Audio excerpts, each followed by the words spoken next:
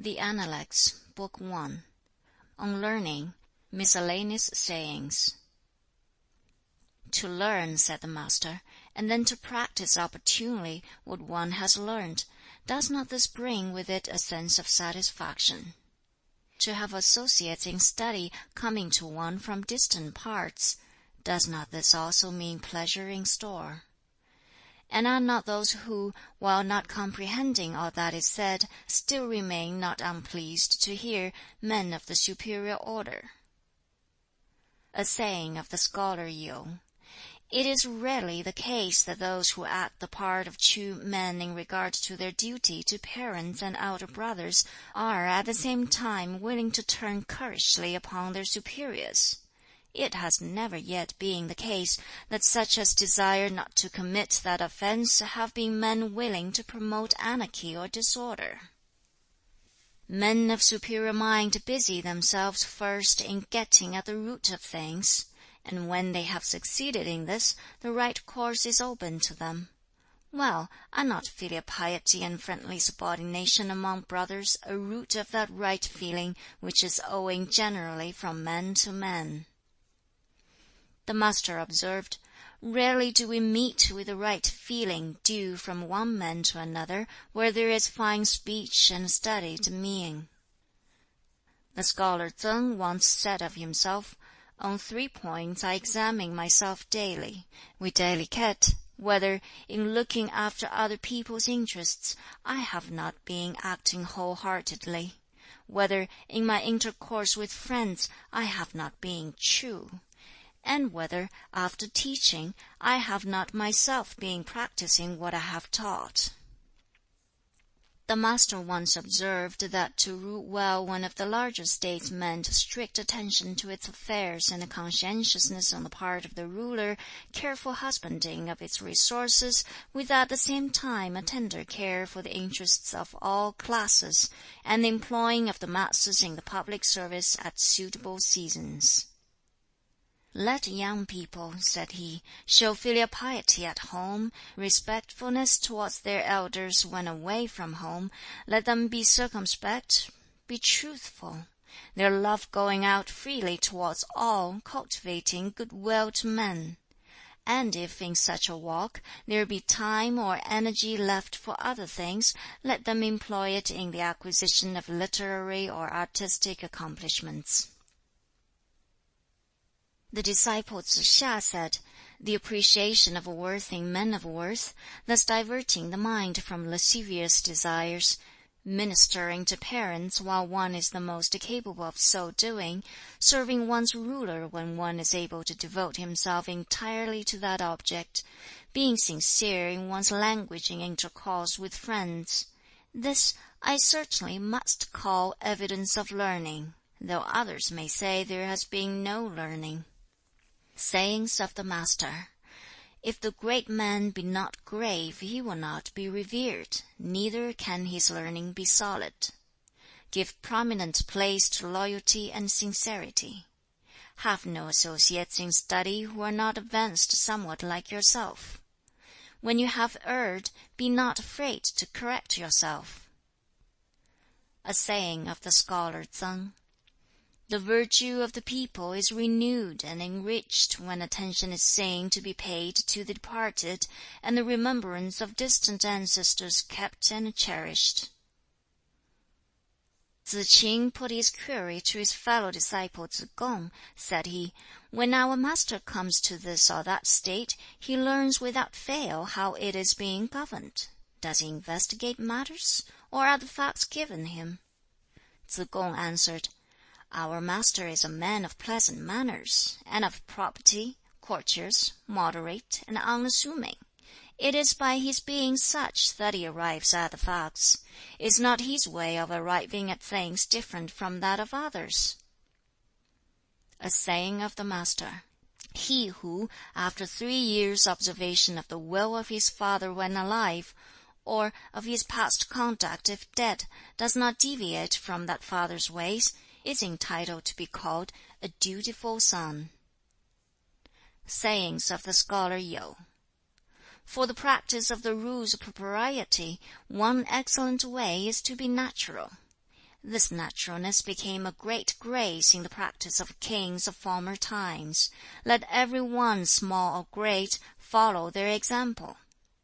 It is not, however, always practicable, and it is not so in the case of a person who does things naturally, knowing that he should act so, and yet who neglects to regulate his acts according to the rules. When truth and right are hand in hand, a statement will bear repetition. When respectfulness and propriety go hand in hand, disgrace and shame are kept afar off.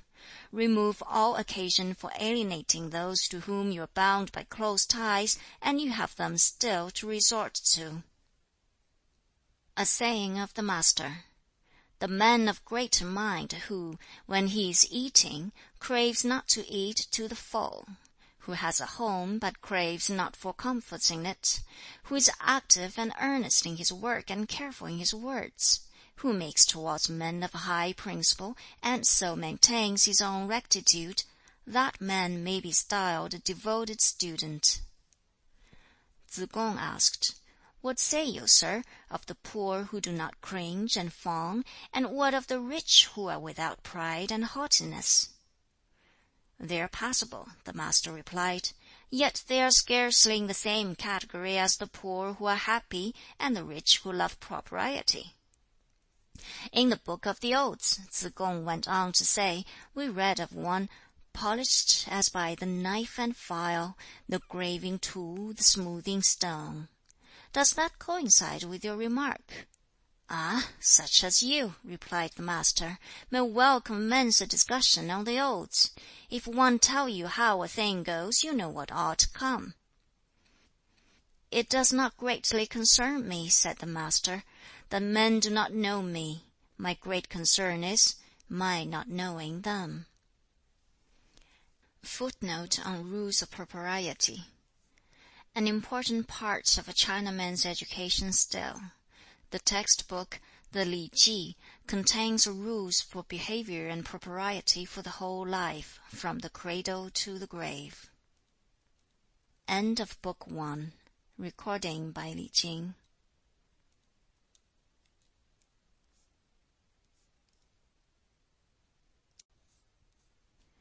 Book 2. Good Government, Filial Piety, the Superior Man. Sayings of the Master: Let a ruler base his government upon virtuous principles, and he will be like the pole star, which remains steadfast in its place while all the host of stars turn towards it. The Book of Odes contains 300 pieces, but one expression in it may be taken as covering the purport of all, with delicate, unswerving mindfulness. To govern simply by statute, and to reduce all to order by means of pains and penalties, is to render the people evasive, and devoid of any sense of shame. To govern upon principles of virtue, and to reduce them to order by the rules of propriety, would not only create in them the sense of shame, but would moreover reach them in all their errors. When I attained the age of 15, I became bent upon study. At 30, I was a confirmed student. At 40, naught could move me from my course. At 50, I comprehended the will and decrees of heaven. At 60, my ears were attuned to them. At 70, I could follow my heart's desires without overstepping the lines of rectitude. To a question of Meng Yi as to what filial piety consisted in, the Master replied, "In not being perverse." Afterwards, when Fan Qi was driving him, the Master informed him of his question and answer, and Fan Qi asked, "What was your meaning?" The Master replied, "I meant that the rules of propriety should always be adhered to in regard to those who brought us into the world, in ministering to them while living, in burying them when dead, and afterwards in the offering to them of sacrificial gifts." To a query of Meng Wu respecting filial piety, the Master replied, "Parents ought to bear but one trouble. that of their own sickness. To a like question put by Tzu Yu, his reply was this: the filial piety of the present day simply means that being able to support one's parents, which extends even to the case of dogs and horses, all of which may have something to give in the way of support.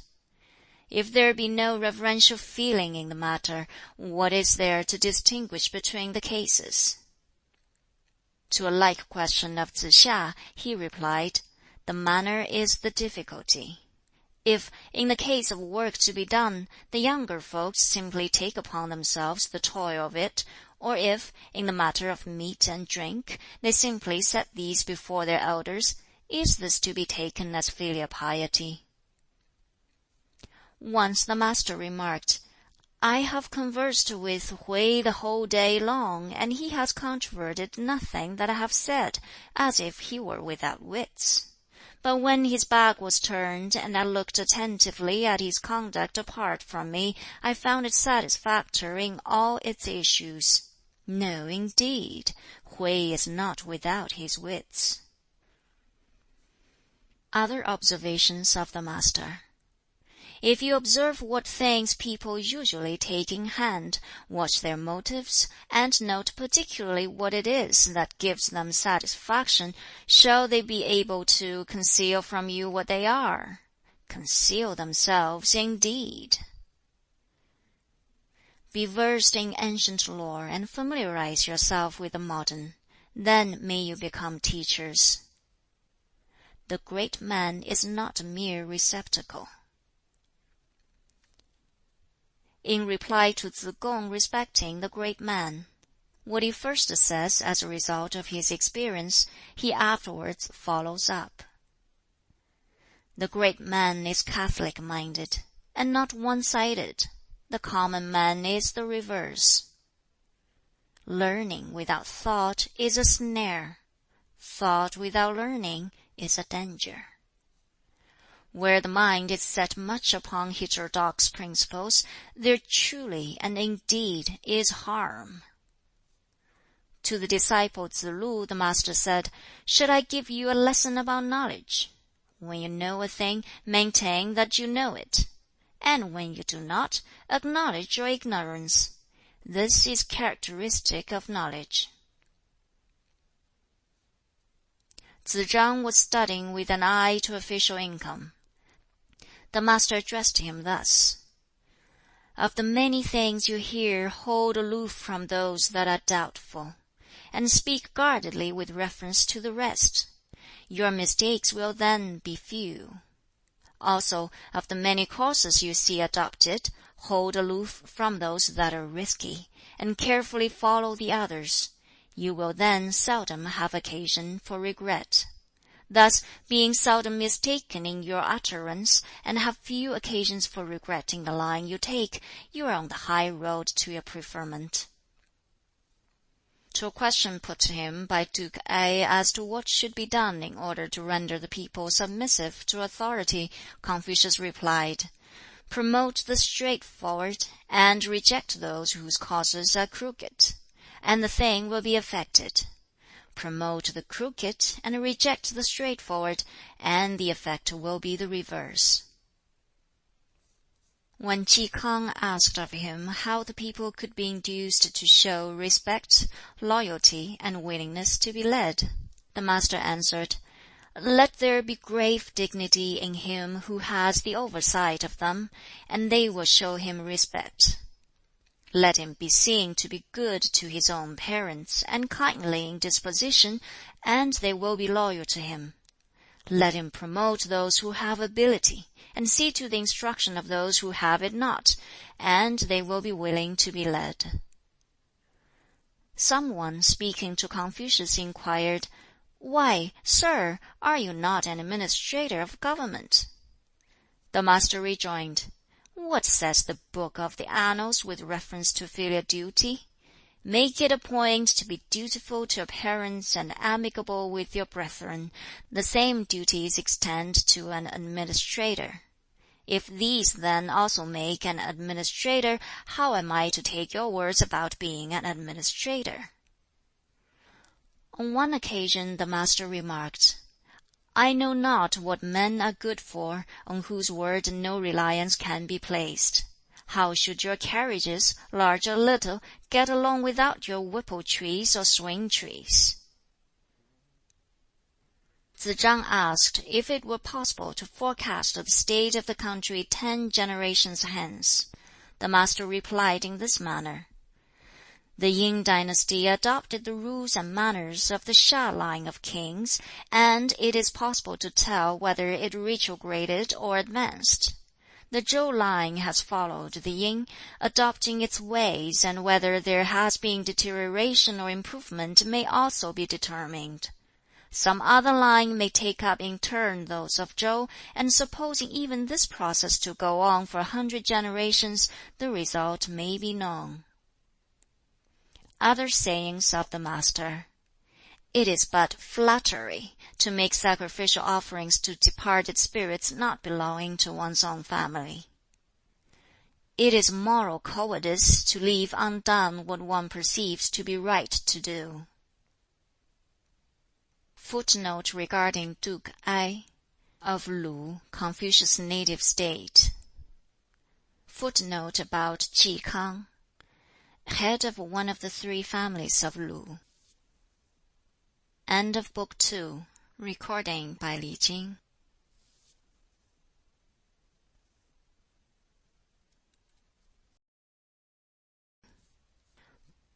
Book 3. Abuse of proprieties in ceremonial and music. Alluding to the head of the Chi family, and the 8 lines of postures before their ancestral hall, Confucius remarked, "If the Chi can allow himself to go to this extent, to what extent will he not allow himself to go?" The 3 families were in the habit, during the removal of the sacred vessels after sacrifice, of using the hymn commencing, "Harmoniously the princes draw near with reverent tread, assisting in his worship, Heaven's Son, the great and dread." "How," exclaimed the master, "can such words be appropriated in the ancestral hall of the 3 families?" "Where a man," said he again, "has not the proper feelings due from one man to another, how will he stand as regards the rules of propriety? And in such a case, what shall we say of his sense of harmony?" On a question being put to him by Lin Fang, a disciple, as to what was the radical idea upon which the rules of propriety were based, the master exclaimed, "Ah, that is a large question. As to some rules, where there is likelihood of extravagance, they would rather demand economy. In those which relate to mourning, and where there is likelihood of being easily satisfied, what is wanted is real sorrow." Speaking of the disorder of the times, he remarked that, while the barbarians on the north and east had their chieftains, we here in this great country had nothing to compare with them in that respect. We had lost these distinctions. Alluding to the matter of the chief of the Ji family worshipping on Taishan, the master said to Ran Yu, "Cannot you save him from this?" He replied, "It is beyond my power." "Alas, alas!" exclaimed the master, "are we to say that the spirits of Taishan have not as much discernment as Lin Fang?" Of the superior man, the master observed, "In him there is no contentiousness. Say even that he does certainly contend with others, as in archery competitions, yet mark, in that case, how courteously he will bow and go up for the forfeit cup, and come down again and give it to his competitor. In his very contest he is still the superior man." Tsz hsia once inquired what inference might be drawn from the lines, "Dimples playing in witching smile, beautiful eyes, so dark, so bright. Oh, and her face may be thought the while colored by art, red rose on white." "Coloring," replied the master, "requires a pure and clear background." "Then," said the other, "rules of ceremony require to have a background." "Ah!" exclaimed the Master, "you are the man to catch the drift of my thought. Such as you may well introduce a discussion on the odes." Said the Master, "As regards the ceremonial adopted and enforced by the Sha dynasty, I am able to describe it, although their own descendants in the state of Ch'i can adduce no adequate testimony in favor of its use there. So too I am able to describe the ceremonial of the Yin dynasty, although no more can the Song people show sufficient reason for its continuance amongst themselves. And why cannot they do so? Because they have not documents enough, nor men learned enough. If only they had such, I could refer them to them in support of their usages." When I'm present at the great quinquennial sacrifice to the manes of the royal ancestors, the Master said, "from the pouring out of the oblation onwards, I have no heart to look on." Some one asked what was the purport of this great sacrifice, and the Master replied, "I cannot tell. The position in the empire of him who could tell you is as evident as when you look at this," pointing to the palm of his hand. When he offered sacrifices to his ancestors, he used to act as if they were present before him. In offering to other spirits, it was the same. He would say, "If I do not myself take part in my offerings, it is all the same as if I did not offer them." Wang Sun Jia asked him once, "What says the proverb, 'Better to court favor in the kitchen than in the drawing-room'?" The Master replied, "Nay, better say, 'He who has sinned against heaven has none other to whom prayer may be addressed.'" Of the Chou dynasty the Master remarked, "It looks back upon 2 other dynasties, and what a rich possession it has in its records of those times. I follow Chou." On his first entry into the grand temple, he inquired about every matter connected with its usages. Some one thereupon remarked, "Who says that the son of the man of Chou understands about ceremonial?" On entering the grand temple, he inquired about everything. This remark coming to the Master's ears, he said, "What I did is part of the ceremonial."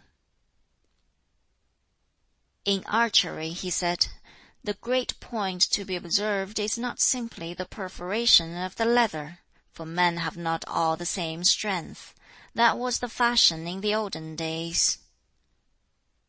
Once, seeing that his disciple Tsz kung was desirous that the ceremonial observance of offering a sheep at the new moon might be dispensed with, the Master said, "Ah, you grudge the loss of the sheep, I grudge the loss of the ceremony."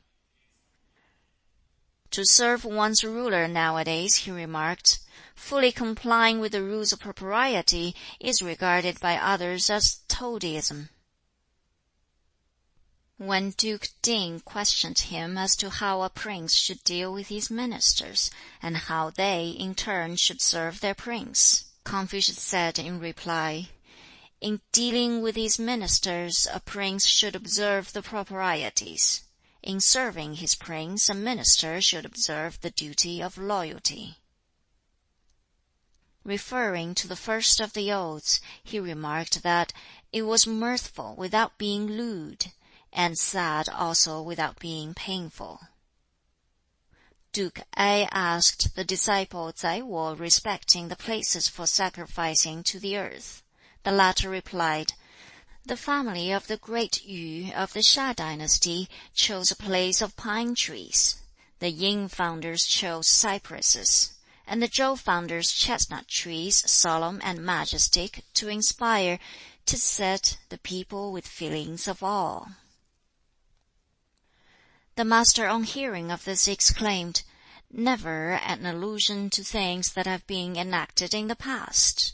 Never a remonstrance against what is now going on! He has gone away without a word of censure." The Master once said of Kwan Chung, A small-minded man indeed. Was he miserly? Someone asked. Miserly indeed, said he. Not that. He married 3 times, and he was not a man who restricted his official business to too few hands. How could he be miserly? He knew the rules of propriety, I suppose. Judge, seeing that the feudal lords planted a screen at their gates, he too would have one at his. Seeing that when any 2 of the feudal lords met in friendly conclave, they had an earthenware stand on which to place their inverted cups after drinking, he must have the same. If he knew the rules of propriety, who is there that does not know them? In a discourse to the chief preceptor of music at the court of Lu, the master said, Music is an intelligible thing. When you begin a performance, let all the various instruments produce as it were one sound, inharmonious. Then, as you go on, bring out the harmony fully, distinctly, and with uninterrupted flow, unto the end. The warden of the border town of Yi requested an interview with Confucius, and said, When great men have come here, I have never yet failed to obtain a sight of them. The followers introduced him, and, on leaving, he said to them, Sirs, why grieve at his loss of office? The empire has for long been without good government, and heaven is about to use your master as its edict announcer. Comparing the music of the Emperor Shun with the music of Jing-Wu, the master said, That of Shun is beautiful throughout, and also good throughout. That of Wu is all of it beautiful, but scarcely all of it good. High station, said the master, occupied by men who have no large and generous heart, ceremonial performed with no reverence, duties of mourning engaging the attention where there is absence of sorrow, how should I look on where this is the state of things? Footnote regarding the Ji family. The chief of the Ji clan was virtually the Duke of Lu, under whom Confucius for a time held office. Footnote regarding posturers. These posturers were mutes who took part in the ritual of the ancestral temple, waving plumes, flags, etc. Each line or rank of these contained 8 men. Only in the sovereign's household should there have been 8 lines of them. A ducal family like the Ji should have had but 6 lines. A great official had 4, and one of lower grade 2. These were the gradations marking the status of families, and Confucius' sense of propriety was offended by the Ji's usurping in this way the appearance of royalty. Footnote regarding the 3 families. 3 great families related to each other, in whose hands the government of the state of Lu then was, and of which the Ji was the chief. Footnote regarding Taishan. One of the 5 sacred mountains, worshipped upon only by the sovereign. Footnote regarding the men of Tsou. Tsou was Confucius' birthplace. His father was governor of the town. Footnote regarding Guanzhong. A renowned statesman who flourished about 200 years before Confucius' time. A philosophical work on law and government, said to have been written by him, is still extant. He was regarded as a sage by the people, but he lacked, in Confucius' eyes, the one thing needful, propriety. End of Book 3. Recording by Li Jing.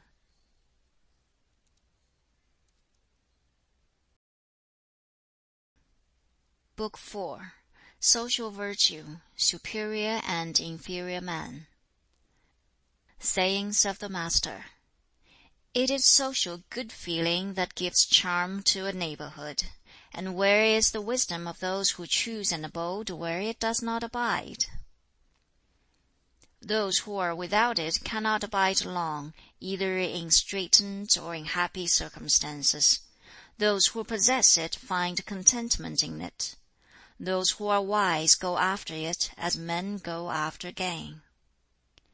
Only they in whom it exists can have right likings and dislikings for others. Where the will is set upon it, there will be no room for malpractices. Riches and honors are what men desire, but if they arrive at them by improper ways, they should not continue to hold them. Poverty and low estate are what men dislike, but if they arrive at such a condition by improper ways, they should not refuse it. If the superior man make naught of social good feeling, how shall he fully bear that name?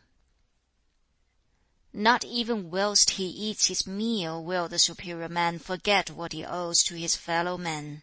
Even in hurried leave-takings, even in moments of frantic confusion, he keeps true to his virtue. I have not yet seen a lover of philanthropy nor a hater of misanthropy, such that the former did not take occasion to magnify that virtue in himself, and that the latter, in his positive practice of philanthropy, did not, at times, allow in his presence something savoring of misanthropy. Say you, is there any one who is able for one whole day to apply the energy of his mind to this virtue? Well, I have not seen any one whose energy was not equal to it. It may be there are such, but I have never met with them. The faults of individuals are peculiar to their particular class and surroundings, and it is by observing their faults that one comes to understand the condition of their good feelings towards their fellows. One may hear the right way in the morning, and at evening die. The scholar who is intent upon learning the right way, and who is yet ashamed of poor attire and poor food, is not worthy of being discoursed with. The masterly man's attitude to the world is not exclusively this or that. Whatsoever is right, to that he will be a party. The masterly man has an eye to virtue, the common man to earthly things. The former has an eye to penalties for error, the latter to favor. Where there is habitual going after gain, there is much ill will. When there is ability in a ruler to govern a country by adhering to the rules of propriety and by kindly condescension, what is wanted more? Where the ability to govern thus is wanting, what has such a ruler to do with the rules of propriety? One should not be greatly concerned at not being in office, but rather about the requirements in oneself for such a standing. Neither should one be so much concerned at being unknown, but rather with seeking to become worthy of being known. Addressing his disciple Tseng Sheng, the Master said, "Tseng Sheng, the principles which are inculate have one main idea upon which they all hang." "Aye, surely," he replied. When the Master was gone out, the other disciples asked what was the purport of this remark. Tseng's answer was, "The principles of our Master's teaching are these: wholeheartedness and kindly forbearance, these and nothing more." Other observations of the Master. Men of loftier mind manifest themselves in their equitable dealings, small-minded men in their going after gain. When you meet with men of worth, think how you may attain to their level. When you see others of an opposite character, look within and examine yourself. A son, in ministering to his parents, may on occasion offer gentle remonstrances. When he sees that their will is not to heed such, he should nevertheless still continue to show them reverent respect, never obstinacy. And if he have to suffer, let him do so without murmuring. Whilst the parents are still living, he should not wander far, or, if a wanderer, he should at least have some fixed address. If for 3 years he do not veer from the principles of his father, he may be called a dutiful son. A son should not ignore the years of his parents.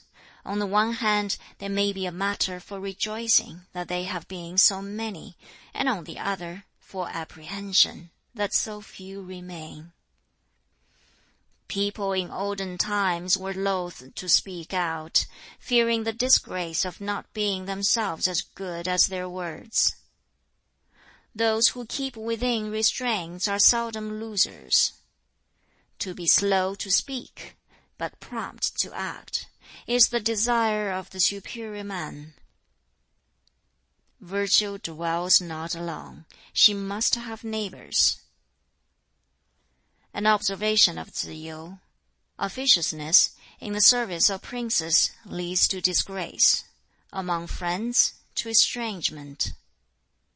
End of Book 4. Recording by Li Jing.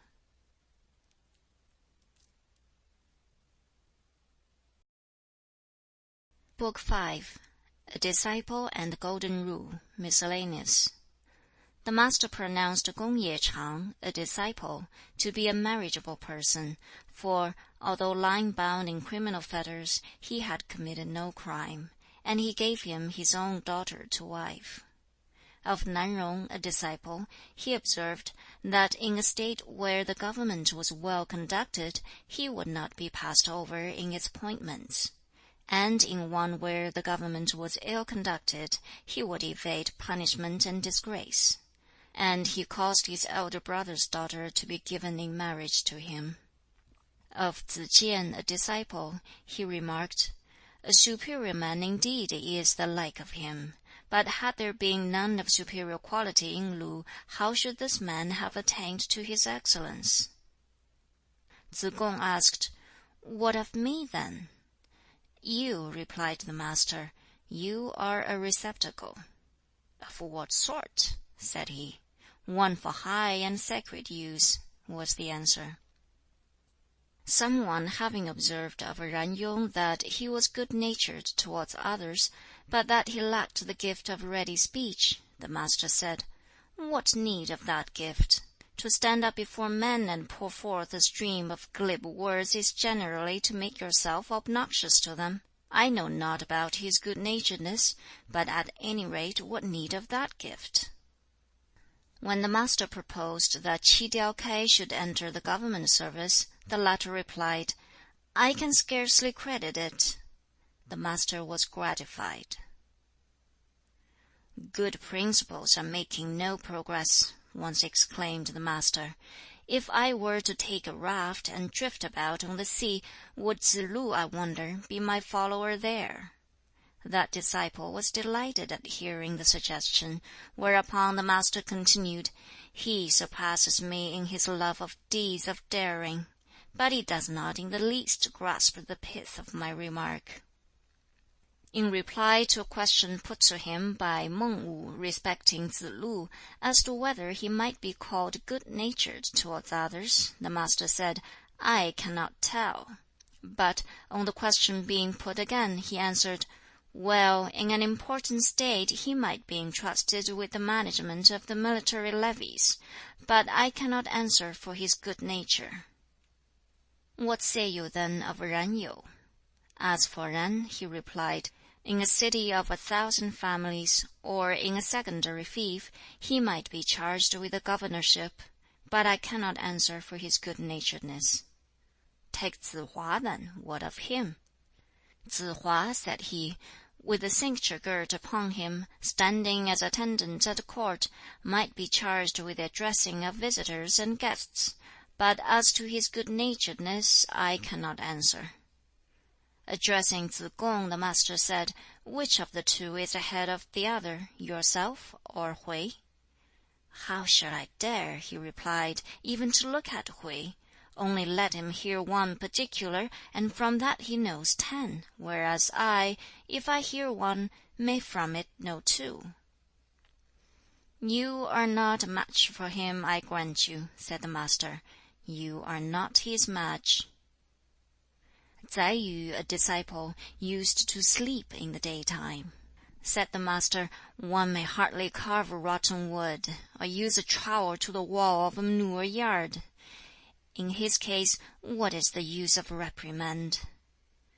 My attitude towards a man in my first dealings with him, he added, was to listen to his professions and to trust to his conduct.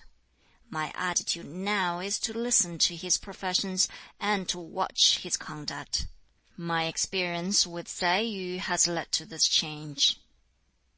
I have never seen, said the Master, a man of inflexible firmness. Someone thereupon mentioned Shen Cheng, a disciple. Chen said he is wanton. Where do you get at his inflexibleness? Tsze Kung made the remark, that which I do not wish others to put upon me, I also wish not to put upon others. Nay, said the Master, you have not got so far as that. The same disciple once remarked, there may be access so as to hear the Master's literary discourses, but when he is treating of human nature and the way of heaven, there may not be such success. Tsze Lu, after once hearing him upon some subject, and feeling himself as yet incompetent to carry into practice what he had heard, used to be apprehensive, only lest he should hear the subject revived. Tsze Kung asked how it was that K'ung Wen had come to be so styled Wen, the talented. The Master's answer was, because, though a man of an active nature, he was yet fond of study, and he was not ashamed to stoop to put questions to his inferiors. Respecting Tsze Ch'an, the Master said that he had 4 of the essential qualities of the superior man. In his own private walk he was humble-minded. In serving his superiors he was deferential. In his looking after the material welfare of the people he was generously kind. And in his exaction of public service from the latter he was just. Speaking of Yen Ping, he said, he was one who was happy in his mode of attaching men to him. However long the intercourse, he was always deferential to them. Referring to Tsang Wen, he asked, what is to be said of this man's discernment? This man with his tortoise house, with the pillar heads and posts bedizened with scenes of hail and myrrh. Tsze Chang put a question relative to the chief minister of Chu, Tsze Wen. He said 3 times he became chief minister, and on none of these occasions did he betray any sign of exaltation. 3 times his ministry came to an end, and he showed no sign of chagrin. He used without fail to inform the new minister as to the old mode of administration. What say you of him? That he was a loyal man, said the Master. But was he a man of fellow feeling? Said the disciple. Of that I am not sure, he answered. How am I to get at that?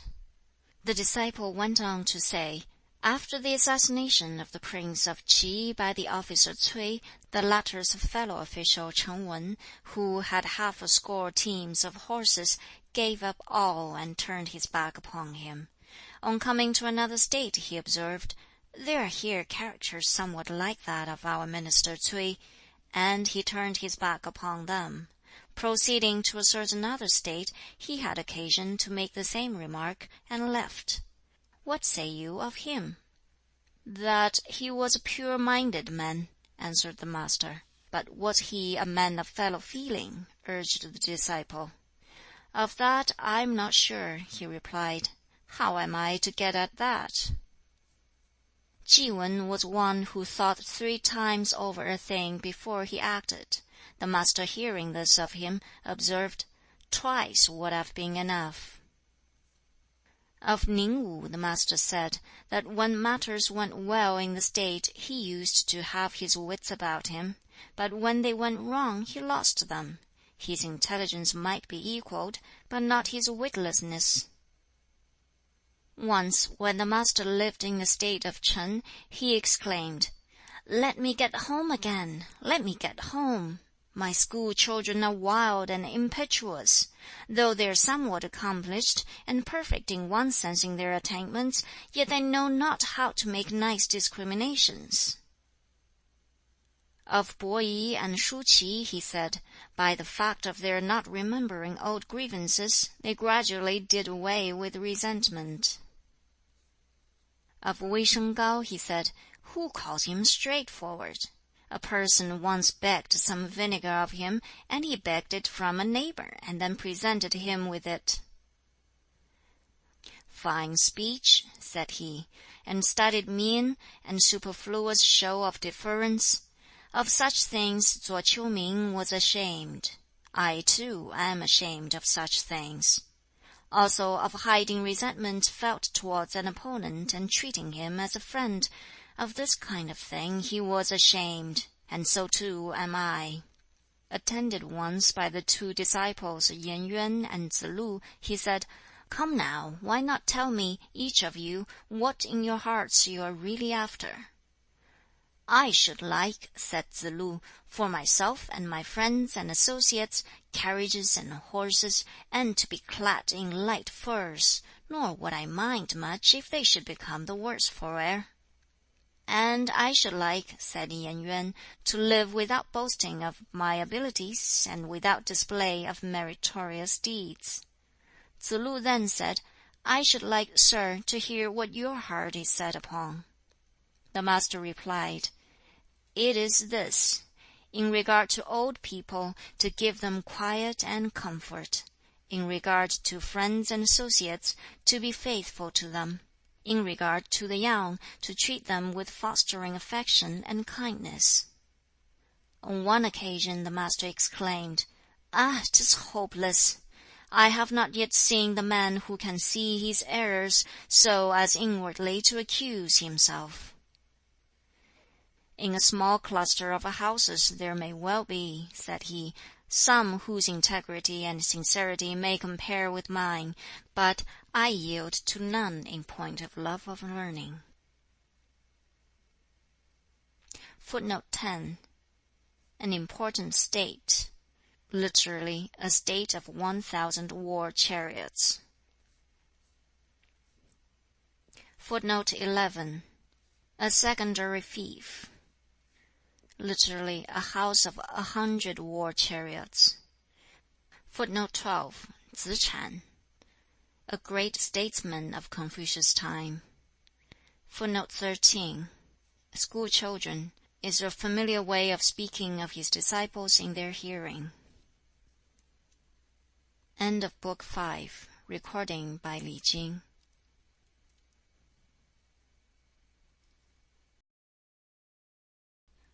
Book 6. More characteristics: wisdom, philanthropy. Of Ran Yung, a disciple, the Master said, "Yung might indeed do for a prince." On being asked by this Ran Yung his opinion of a certain individual, the Master replied, "He is passable, impetuous though." "But," argued the disciple, "if a man habituate himself to a reverent regard for duty, even while in his way of doing things he is impetuous, in the oversight of the people committed to his charge, is he not passable?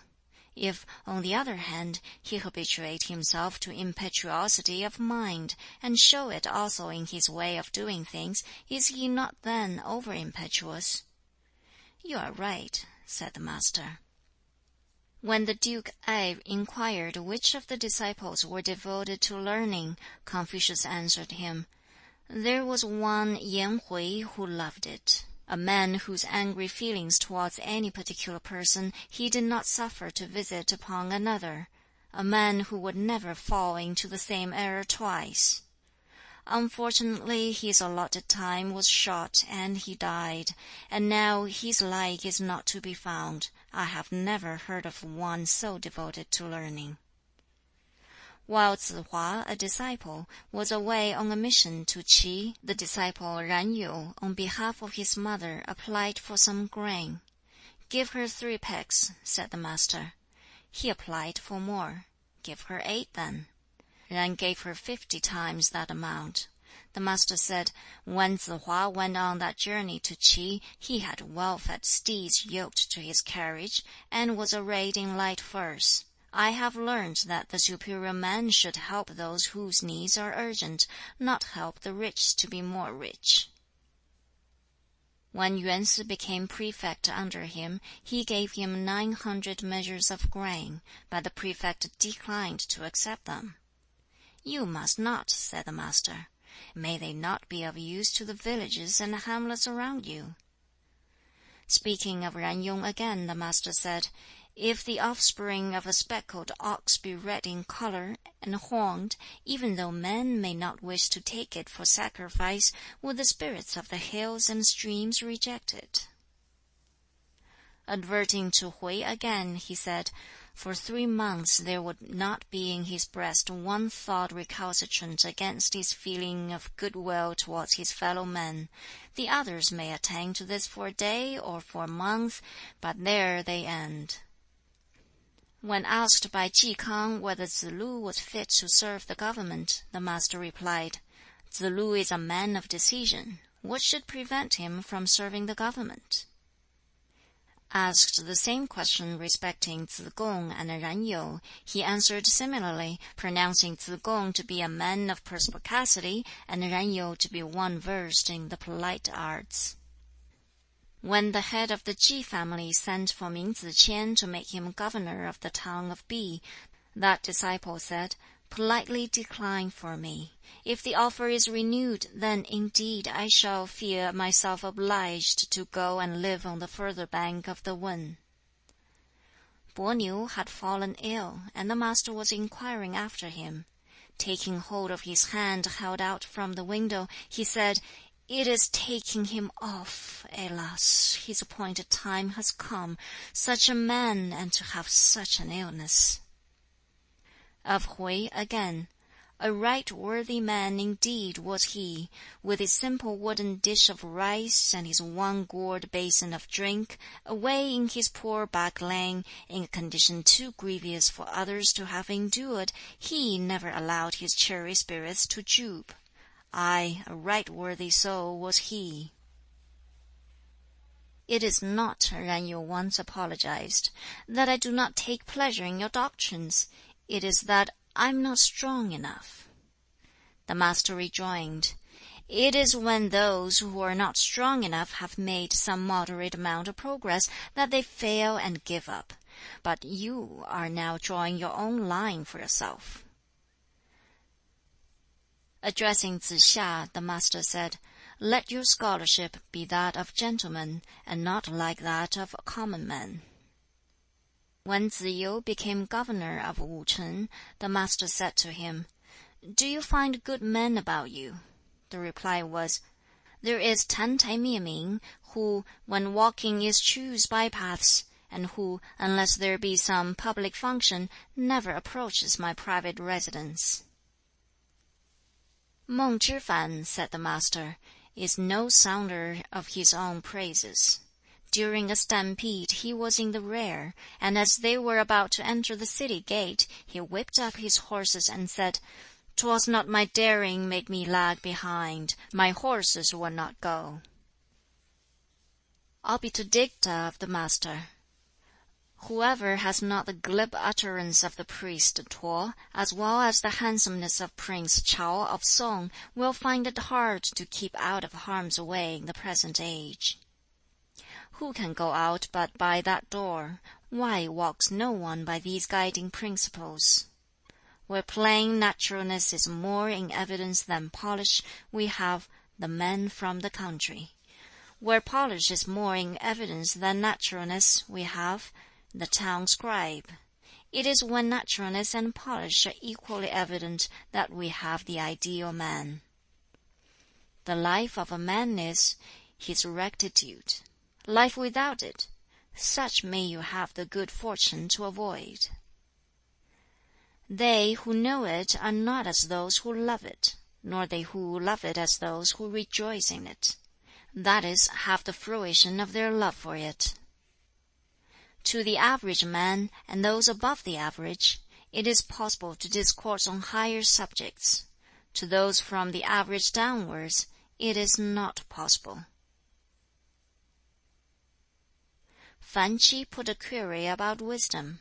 The Master replied, "To labor for the promoting of righteous conduct among the people of the land, to be serious in regard to spiritual beings, and to hold aloof from them. This may be called wisdom." To a further query about philanthropy, he replied, "Those who possess that virtue find difficulty with it at first, success later." "Men of practical knowledge," he said, "find their gratification among the rivers of the lowland. Men of sympathetic social feeling find theirs among the hills. The former are active and bustling, the latter calm and quiet.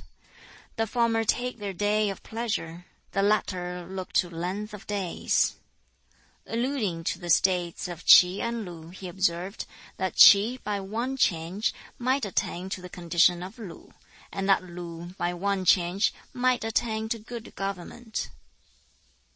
An exclamation of the Master, satirizing the times when old terms relating to government were still used while bereft of their old meaning. "A quart and not quart! Quart indeed! Quart indeed!" Zai Wo, a disciple, put a query. Said he, "Suppose a philanthropic person were told, 'There's a fellow creature down in the well,' would he go down after him?" "Why should he really do so?" answered the Master. "The good man or a superior man might be induced to go, but not to go down. He may be misled, but not be fooled." "The superior man," said he, "with his wide study of books, and hedging himself round by the rules of propriety, is not surely, after all that, capable of overstepping his bounds." Once when the Master had had an interview with Nan Tzu, which had scandalized his disciple Tsz lu, he uttered the solemn adjuration, "If I have done aught amiss, may Heaven reject me! May Heaven reject me!" "How far-reaching," said he, "is the moral excellence that flows from the constant mean! It has for a long time been rare among the people." Tsz kung said, "Suppose the case of one who confers benefits far and wide upon the people, and who can, in so doing, make his bounty universally felt, how would you speak of him? Might he be called philanthropic?" The Master exclaimed, "What a work for philanthropy! He would require indeed to be a sage. He would put into shade even Yao and Shun. Well, a philanthropic person, desiring for himself a firm footing, is led on to give one to others. Desiring for himself an enlightened perception of things, he is led on to help others to be similarly enlightened. If one could take an illustration coming closer home to us than yours, that might be made the starting point for speaking about philanthropy." Footnote 14. When Yuan Si became prefect under him, he gave him 900 measures of grain, but the prefect declined to accept them. At this time Confucius was criminal judge in his native state of Lu. Yuan Si had been a disciple. The commentators add that this was the officer's proper salary, and that he did wrong to refuse it. Footnote 15. About the constant mean. The doctrine afterwards known by that name, and which gave its title to a Confucian treatise. End of Book 6. Recording by Li Jing.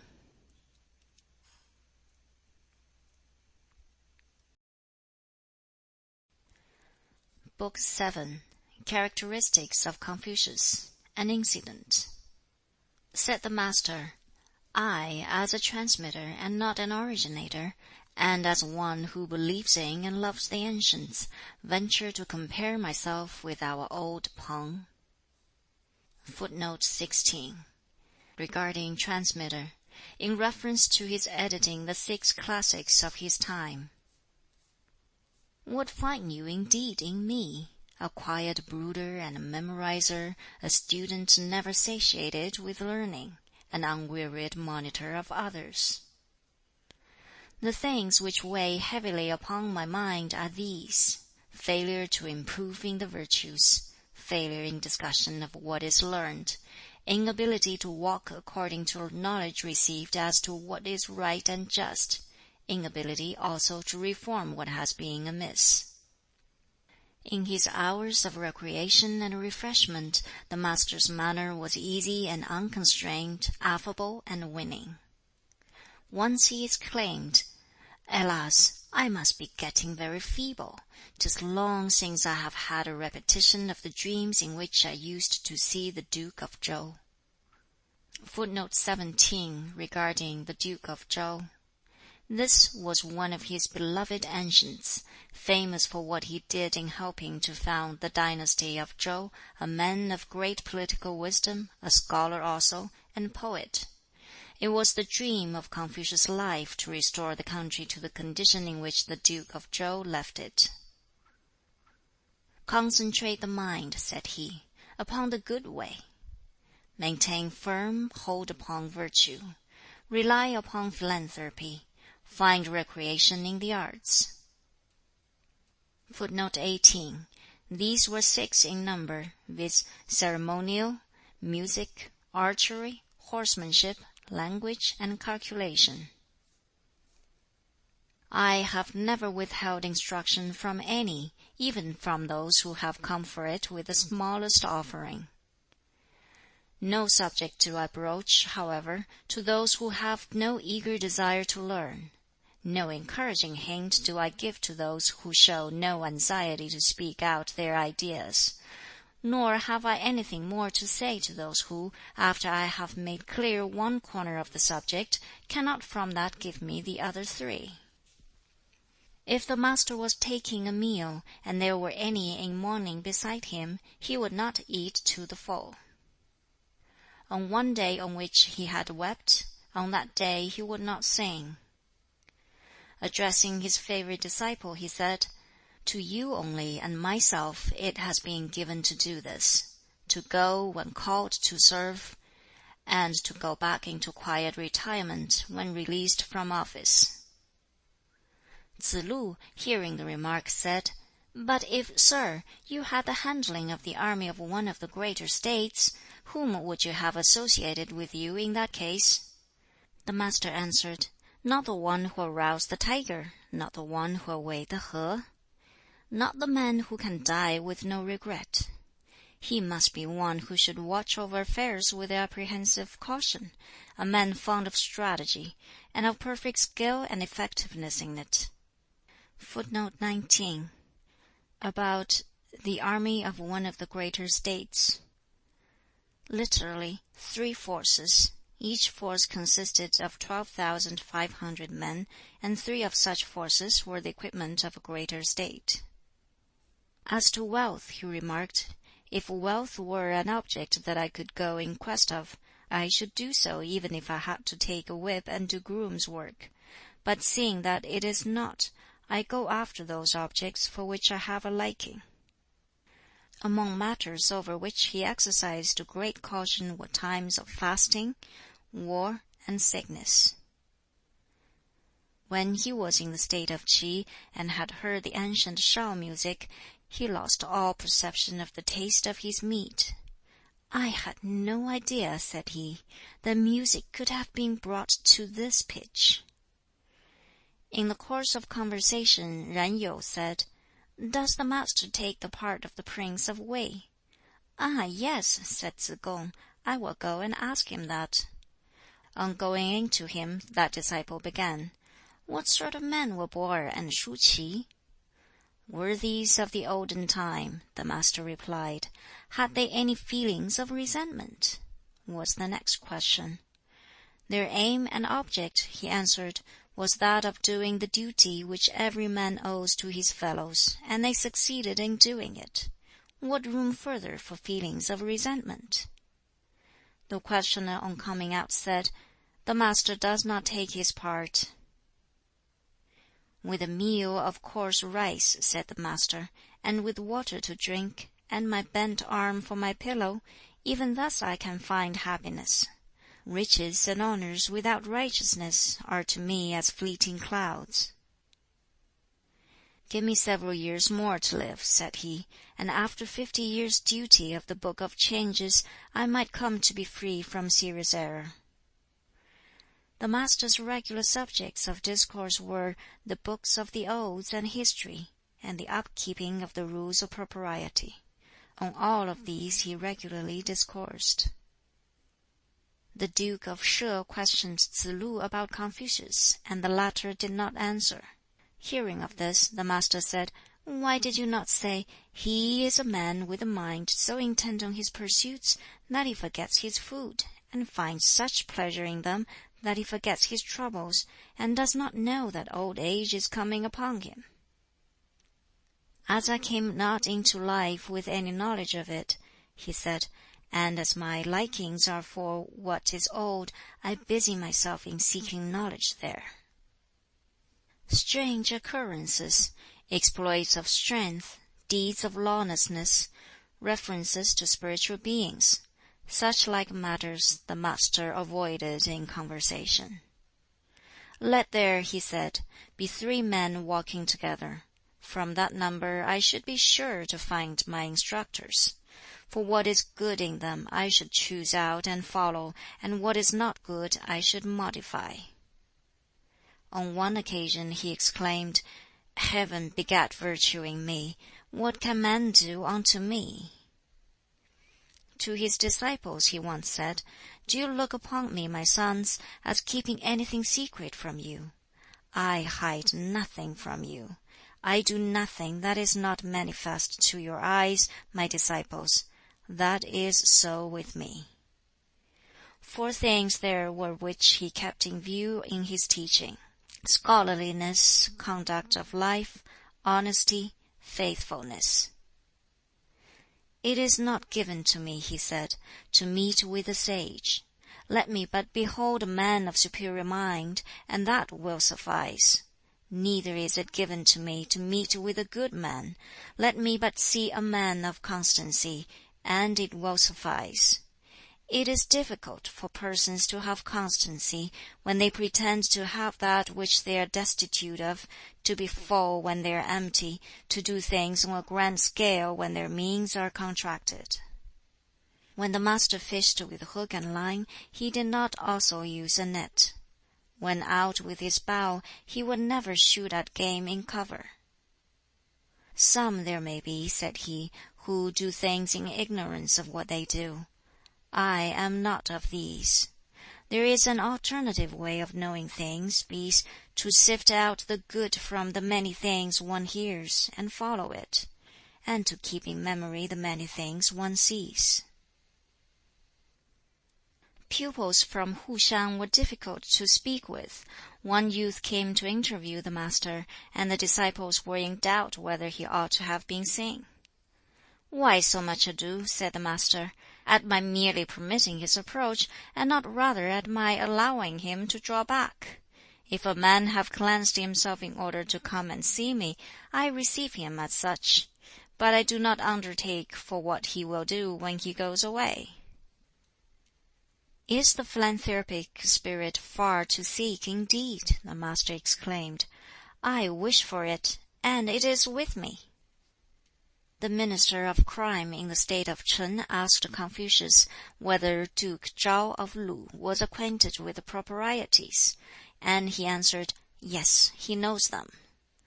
When Confucius had withdrawn, the minister bowed to Wu Ma Qi, a disciple, and motioned to him to come forward. He said, "I have heard that superior men show no partiality. Are they too, then, partial? That prince took for his wife a lady of the Wu family, having the same surname as himself, and had her named Lady Zi of Wu, the elder. If he knows the propriety, then who does not?" The disciple reported this to the master, who thereupon remarked, "Well for me! If I err in any way, others are sure to know of it." When the master was in company with any one who sang, and who sang well, he must needs have the song over again, and after that would join in it. "Although in letters," he said, "I may have none to compare with me, yet in my personification of the superior man, I have not as yet been successful." "A sage and a philanthropist? How should I have the ambition?" said he. All that I can well be called is this, an insatiable student, an unwearied teacher, this and no more.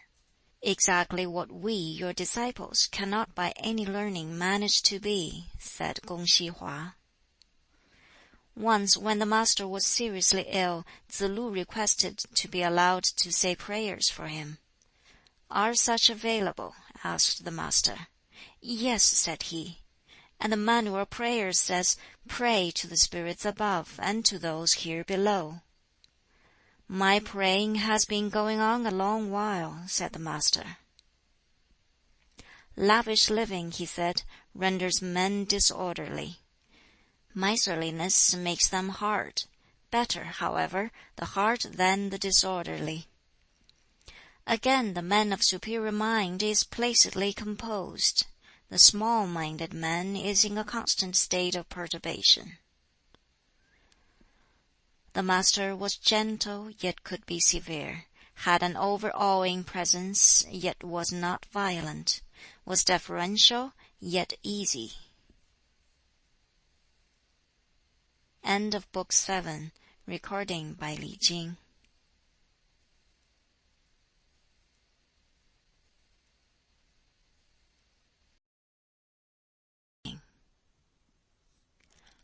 Sayings of Tsang.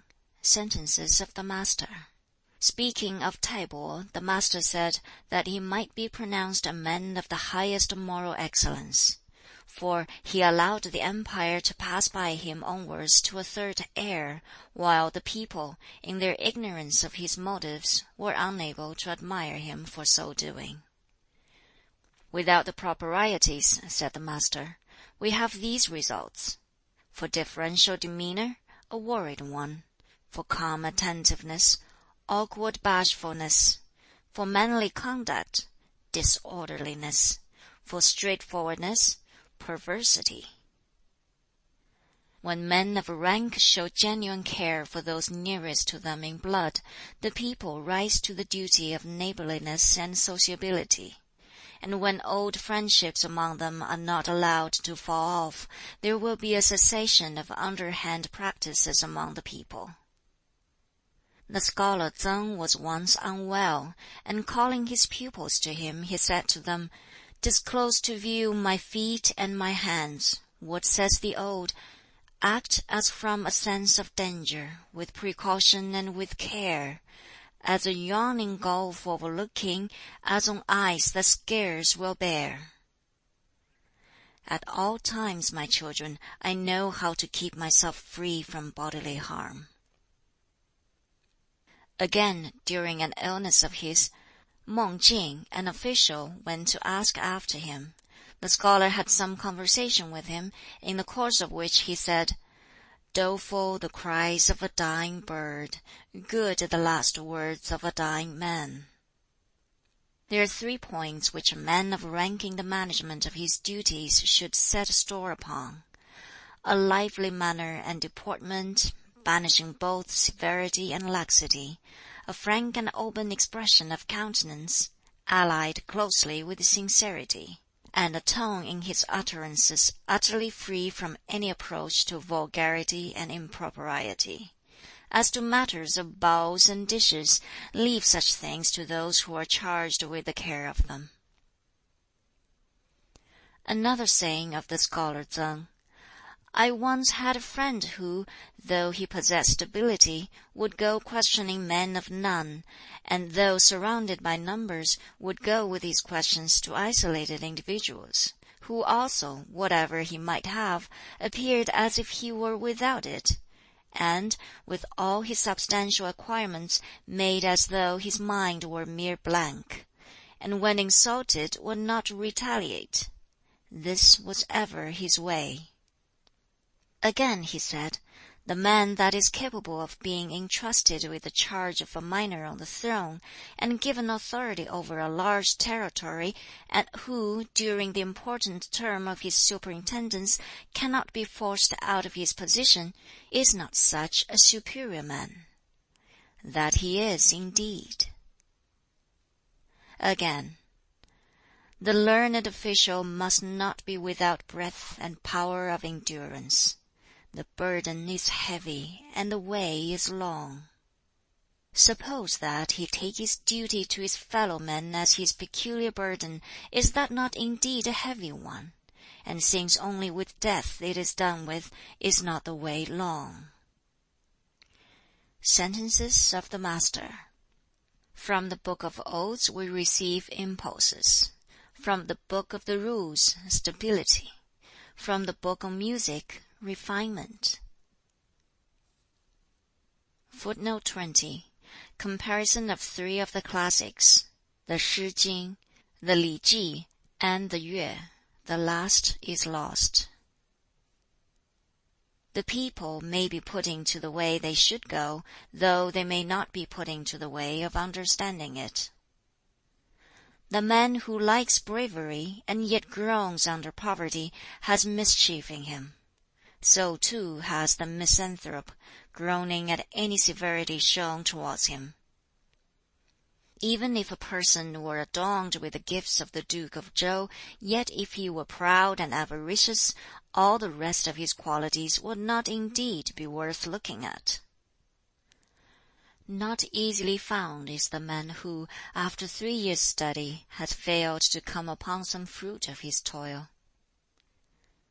The really faithful lover of learning holds fast to the good way till death. He will not go into a state in which a downfall is imminent, nor take up his abode in one where disorder reigns.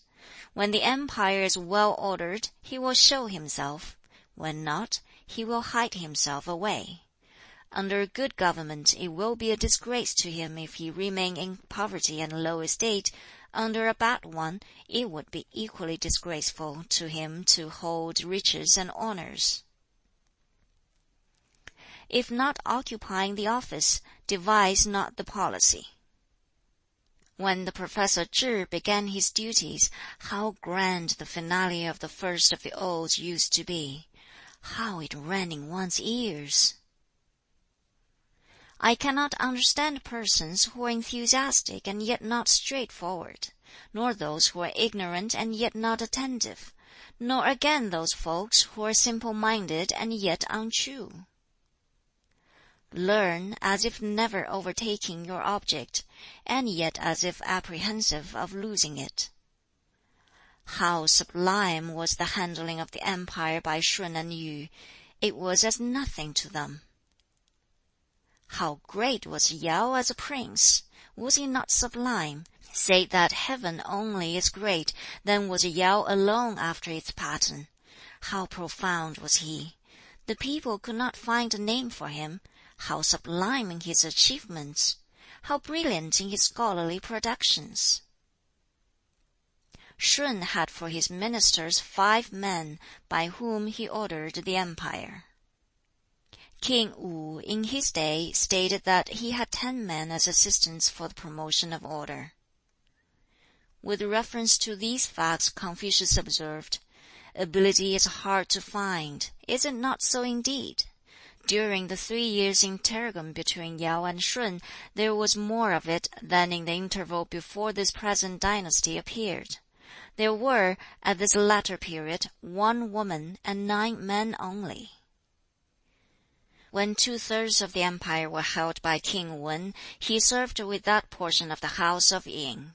We speak of the virtue of the house of Chou, we may say, indeed, that it reached the pinnacle of excellence.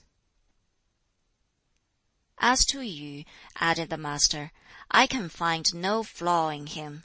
Living on meager food and drink, yet providing to the utmost in his filial offerings to the spirits of the dead. Dressing in coarse garments, yet most elegant when vested in his sacrificial apron and coronet. Dwelling in a poor palace, yet exhausting his energies over those boundary ditches and watercourses. I can find no flaw in Yu." End of Book 8. Recording by Li Jing.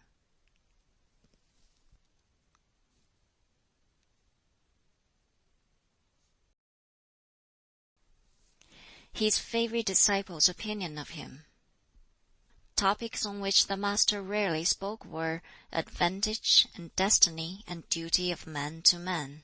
A man of the village of Daxiang exclaimed of him, "A great man is Confucius, a man of extensive learning, and yet in nothing has he quite made himself a name." The master heard of this, and mentioning it to his disciples, he said, "What then shall I take in hand? Should I become a carriage driver or an archer? Let me be a driver." The sacrificial cap, he once said, should, according to the rules, be of linen, but in these days it is of pure silk.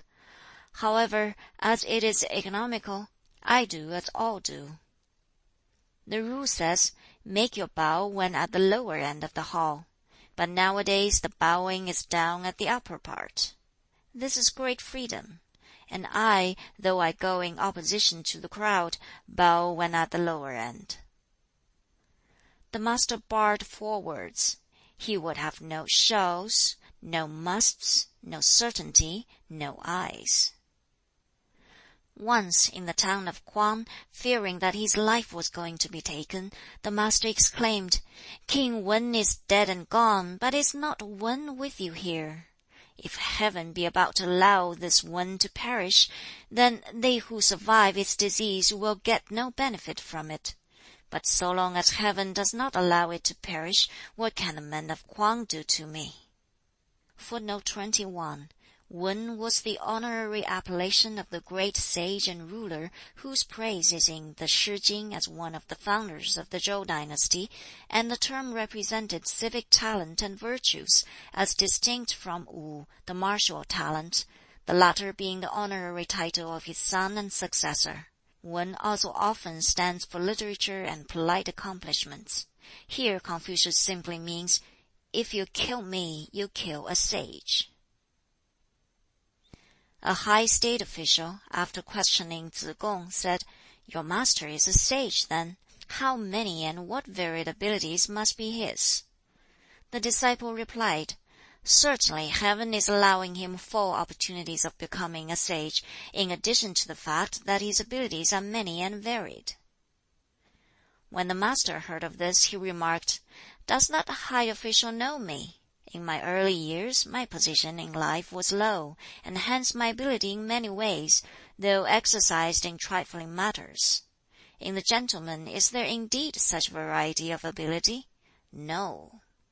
From this, the disciple Lao used to say, "'Twas a saying of the master, 'At a time when I was not called upon to use them, I acquired my proficiency in the polite arts.'" "Am I, indeed," said the master, "possessed of knowledge? I know nothing. Let a vulgar fellow come to me with a question. A man with an emptyish head, I may thrash out with him the matter from end to end, and exhaust myself in doing it." "Ah," exclaimed he once, "the phoenix does not come, and no symbols issue from the river. May I not as well give up?" Whenever the master met with a person in mourning, or with one in full dress cap and kirtle, or with a blind person, although they might be young persons, he would make a point of rising on their appearance, or, if crossing their path, would do so with quickened step. Once Yen Yuan exclaimed with a sigh, with reference to the master's doctrines, "If I look up to them, they are ever the higher. If I try to penetrate them, they are ever the harder. If I gaze at them, as if before my eyes, lo, they are behind me. Gradually and gently the master with skill lures men on. By literary lore he gave me breadth, by the rules of propriety he narrowed me down. When I desire respite, I find it impossible. And after I have exhausted my powers, there seems to be something standing straight up in front of me, and though I have the mind to make towards it, I make no advance at all." Once, when the master was seriously ill, Tsz lu induced the other disciples to feign they were high officials acting in his service. During a respite from his malady, the master exclaimed, "Ah, how long has Tsz lu's conduct been false! Whom should I delude, if I were to pretend to have officials under me, having none? Should I deceive heaven? Besides, were I to die, I would rather die in the hands of yourselves, my disciples, than in the hands of officials. And though I should fail to have a grand funeral over me, I should hardly be left on my death on the public highway, should I?" Tsze kung once said to him, "Here is a fine gem. Would you guard it carefully in a casket and store it away, or seek a good price for it and sell it?" "Sell it indeed," said the Master. "That would I, but I should wait for the bidder." The Master protested he would go and live among the 9 wild tribes. "A rude life," said someone. "How could you put up with it?" "What rudeness would there be," he replied, "if a superior man was living in their midst?" Once he remarked, "After I came back from Wei to Lu, the music was put right, and each of the festal odes and hymns was given its appropriate place and use." "Ah, which one of these following," he asked on one occasion, "are to be found exemplified in me: proper service rendered to superiors when abroad, duty to father and elder brother when at home, duty that shrinks from no exertion when dear ones die, and keeping free from the confusing effects of wine?" Standing once on the bank of a mountain stream, he said musingly, "Like this are those that pass away, no cessation, day or night." Other sayings. Take an illustration from the making of a hill. A simple basketful is wanting to complete it, and the work stops. So I stopped short. Take an illustration from the leveling of the ground. Suppose again just 1 basketful is left, when the work has so progressed. There I desist. I was Hui, was it not? Who, when I had given him his lesson, was the unflagging one. Alas for Hui, I saw him ever making progress. I never saw him stopping short. Blade, but no bloom, or else bloom, but no produce. Ay, that is the way with some.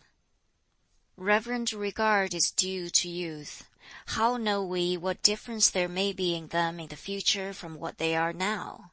Yet when they have reached the age of 40 or 50, and are still unknown in the world, then indeed they are no more worthy of such regard. Can any do otherwise than assent to words said to them by way of correction? Only let them reform by such advice, and it will then be reckoned valuable. Can any be other than pleased with words of gentle suasion? Only let them comply with them fully, and such also will be accounted valuable. With those who are pleased without so complying, and those who assent but do not reform, I can do nothing at all. Give prominent place to loyalty and sincerity. Have no associates in study who are not advanced somewhat like yourself. When you have erred, be not afraid to correct yourself. It may be possible to seize and carry off the chief commander of a large army, but not possible so to rob one poor fellow of his will. One who stands, clad in hempen robe the worse for wear, among others clad in furs of fox and badger, and yet unabashed. To Tsze lu that is it not? Tsze lu used always to be humming over the lines, "From envy and enmity free, what deed doth he other than good?" How should such a rule of life, asked the Master, be sufficient to make any one good? When the year grows chilly, we know the pine and cypress are the last to fade. The wise escape doubt, the good-hearted trouble, the bold apprehension. Some may study side by side and yet be asunder when they come to the logic of things. Some may go on together in this latter course, but be wide apart in the standards they reach in it. Some again may together reach the same standard, and yet be diverse in weight of character. The blossom is out on the cherry tree, with a flutter on every spray. Dost think that my thoughts go not out to thee? Ah! Why art thou far away?" Commenting on these lines, the Master said, "There can hardly have been much thought going out. What does distance signify?" End of Book 9. Recording by Li Jing.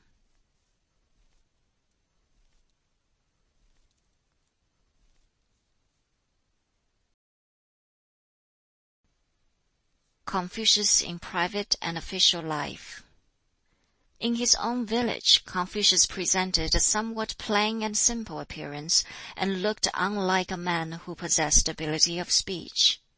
But in the ancestral temple, and at court, he spoke with the fluency and accuracy of a debater, but ever guardedly. At court, conversing with the lower order of great officials, he spoke somewhat firmly and directly. With those of the higher order, his tone was somewhat more affable. When the prince was present, he was constrainedly reverent in his movements, and showed a proper degree of grave dignity in demeanor. Whenever the prince summoned him to act as usher to the court, his look would change somewhat, and he would make as though he were turning round to do obeisance. He would salute those among whom he took up his position, using the right hand or the left, and holding the skirts of his robe in proper position before and behind. He would make his approaches with quick step, and with elbows evenly bent outwards. When the visitor withdrew, he would not fail to report the execution of his commands with the words, "The visitor no longer looks back." When he entered the palace gate, it was with the body somewhat bent forward, almost as though he could not be admitted. When he stood still, this would never happen in the middle of the gateway, nor when moving about would he ever tread on the threshold. When passing the throne, his look would change somewhat, he would turn aside and make a sort of obeisance, and the words he spoke seemed as though he were deficient in utterance. On going up the steps to the audience chamber, he would gather up with both hands the ends of his robe, and walk with his body bent somewhat forward, holding back his breath like one in whom respiration has ceased. On coming out, after descending one step, his countenance would relax and assume an appearance of satisfaction. Arrived at the bottom, he would go forward with quick step, his elbows evenly bent outwards, back to his position, constrainedly reverent in every movement. When holding the scepter in his hand, his body would be somewhat bent forward, as if he were not equal to carrying it. Wielding it now higher, as in a salutation, now lower, as in the presentation of a gift. His look would also be changed and appear awestruck, and his gait would seem retarded, as if he were obeying some restraining hand behind. When he presented the gifts of ceremony, he would assume a placid expression of countenance. At the private interview, he would be cordial and affable. The good man would use no purple or violet colors for the facings of his dress. Footnote 22.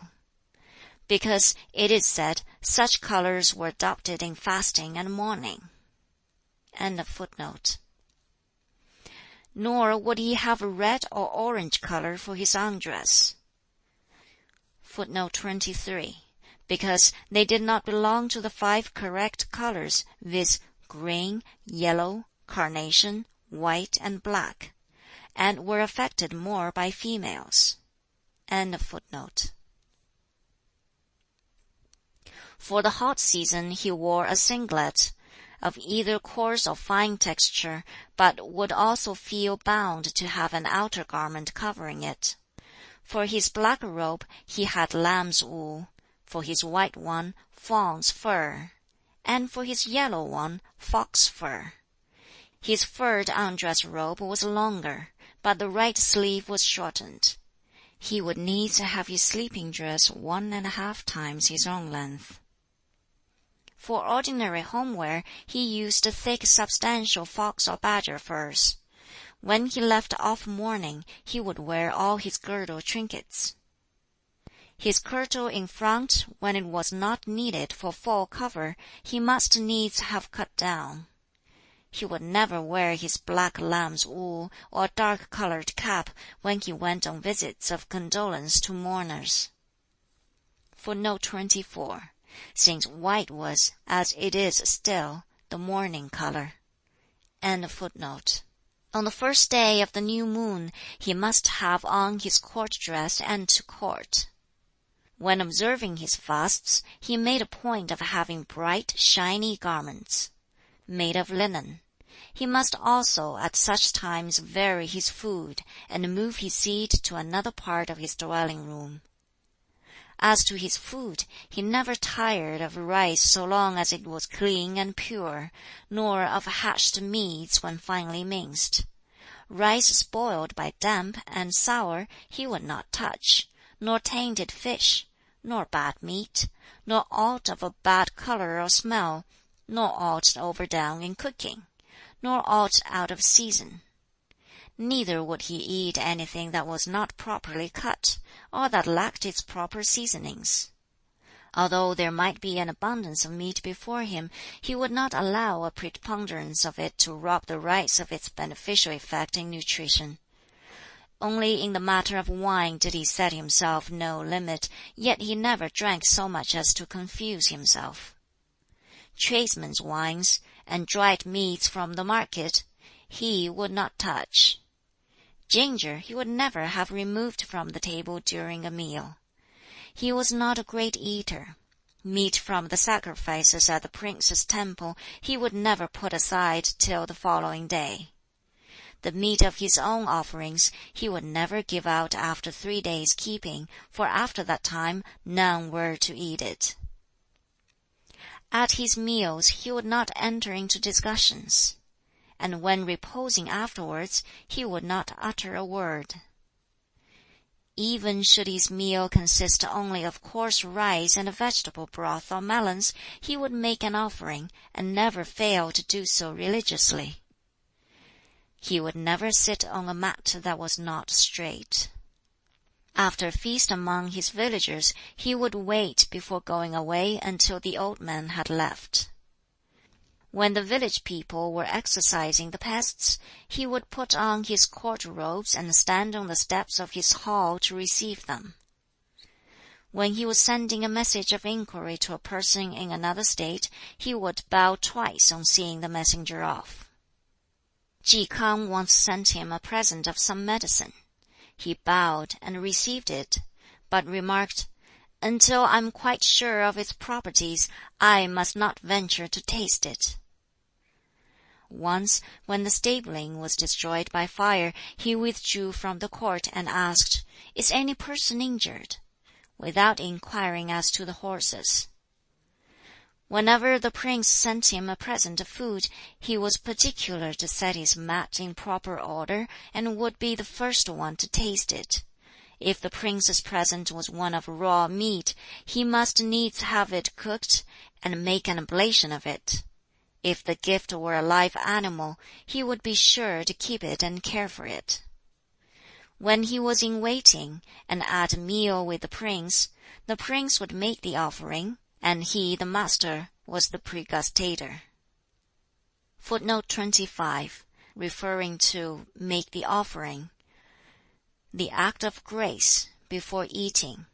End of footnote.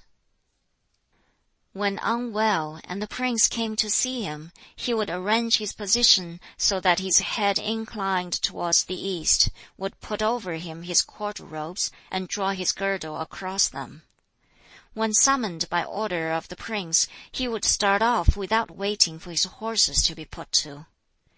On his entry into the grand temple, he inquired about everything connected with its usages. If a friend died, and there were no near relatives to take him to, he would say, "Let him be buried from my house." For a friend's gift, unless it consisted of meat that had been offered in sacrifice, he would not bow, even if it were a carriage and horses. In repose he did not lie like one dead. In his home life he was not formal in his manner. Whenever he met with a person in mourning, even though it were a familiar acquaintance, he would be certain to change his manner; and when he met with any one in full dress cap, or with any blind person, he would also unfailingly put on a different look, even though he were himself in undress at the time. In saluting any person wearing mourning, he would bow forwards towards the front bar of his carriage.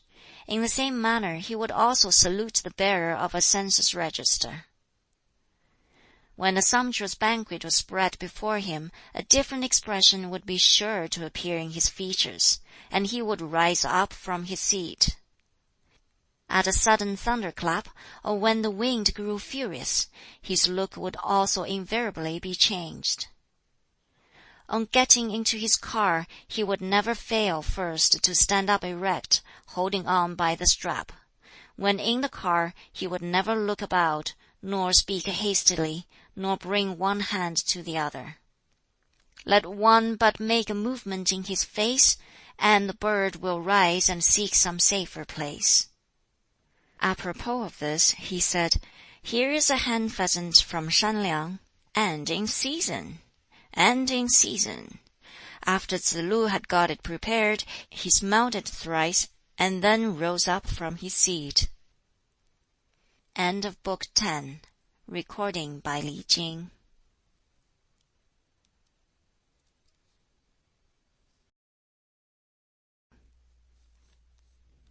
Comparative worth of his disciples. "The first to make progress in the proprieties and in music," said the Master, "are plain countrymen. After them, the men of higher standing. If I had to employ any of them, I should stand by the former. Of those," said he, "who were about me when I was in the Chen and Tsai states, not one now is left to approach my door." "As for Hui," said the Master, "he is not one to help me on. There is nothing I say but he is not well satisfied with." Footnote 26. The men of virtuous life were Yen Yuan, or Hui, Ming Ziqian, Ran Bo Niu, and Zhong Gong, or Ran Yong. The speakers and debaters were Zai Wo and Zi Gong. The capable government servants were Ran You and Ji Lu. The literary students, Zi You and Zi Xia. End of footnote. "What a dutiful son was Ming Ziqian!" he exclaimed. "No one finds occasion to differ from what his parents and brothers have said of him." Nan Rong used to repeat 3 times over the lines in the Odes about the white scepter. Confucius caused his own elder brother's daughter to be given in marriage to him. When Ji K'ang inquired which of the disciples were fond of learning, Confucius answered him, "There was one Yan Hui who was fond of it, but unfortunately his allotted time was short, and he died, and now his like is not to be found." When Yen Yuan died, his father, Yen Lu, begged for the master's carriage in order to get a shell for his coffin. "Ability or no ability," said the master, "every father still speaks of my son. When my own son Li died, and the coffin for him had no shell to it, I know I did not go on foot to get him one. But that was because I was, though retired, in the wake of the ministers, and could not therefore well do so." On the death of Yen Yuan, the master exclaimed, "Ah me! Heaven is ruining me! Heaven is ruining me!" On the same occasion, his wailing for that disciple becoming excessive, those who were about him said, "Sir, this is too much." "Too much?" said he. "If I am not to do so for him, then for whom else?" The disciples then wished for the deceased a grand funeral. The master could not on his part consent to this. They nevertheless gave him one. Upon this he remarked, "He used to look upon me as if I were his father. I could never, however, look on him as a son. 'Twas not my mistake, but yours, my children." Chi Lu propounded a question about ministering to the spirits of the departed. The Master replied, "Where there is scarcely the ability to minister to living men, how shall there be ability to minister to the spirits?" On his venturing to put a question concerning death, he answered, "Where there is scarcely any knowledge about life, how shall there be any about death?" The disciple Ming was by his side, looking affable and bland. Tsz lu also, looking careless and intrepid, and Ran Yu and Tsz kung firm and precise. The Master was cheery. "One like Tsz lu there," said he, "does not come to a natural end." Some persons in Lu was taking measures in regard to the long treasury house. Ming Tsz ch'ien observed, "How if it were repaired on the old lines?" The Master upon this remarked, "This fellow is not a talker, but when he does speak, he is bound to hit the mark." "There's a used harpsichord," exclaimed the Master. "What is it doing at my door?" On seeing, however, some disrespect shown to him by the other disciples, he added, "You has got as far as the top of the hall, only he has not yet entered the house." Tsz kung asked which was the worthier of the two, Tsz chang or Tsz hia. "The former," answered the Master, "goes beyond the mark, the latter falls short of it." "So then Tsz chang is the better of the two, is he?" said he. "To go too far," he replied, "is about the same as to fall short." The chief of the Chi family was a wealthier man than the Duke of Chou had been, and yet Ran Yu gathered and hoarded for him, increasing his wealth more and more. "He is no follower of mine," said the Master. "It would serve him right, my children, to sound the drum and set upon him." Characteristics of 4 disciples. Tsz kao was simple-minded, Zeng Zi a dullard, Tsz chang full of airs, Tsz lu rough. "As to Hui," said the Master, "he comes near to perfection, while frequently in great want. Tsz kung does not submit to the appointments of heaven, and yet his goods are increased. He is often successful in his calculations."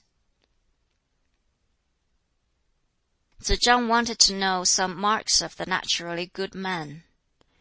"He does not walk in others' footprints," said the Master, "yet he does not get beyond the hall into the house."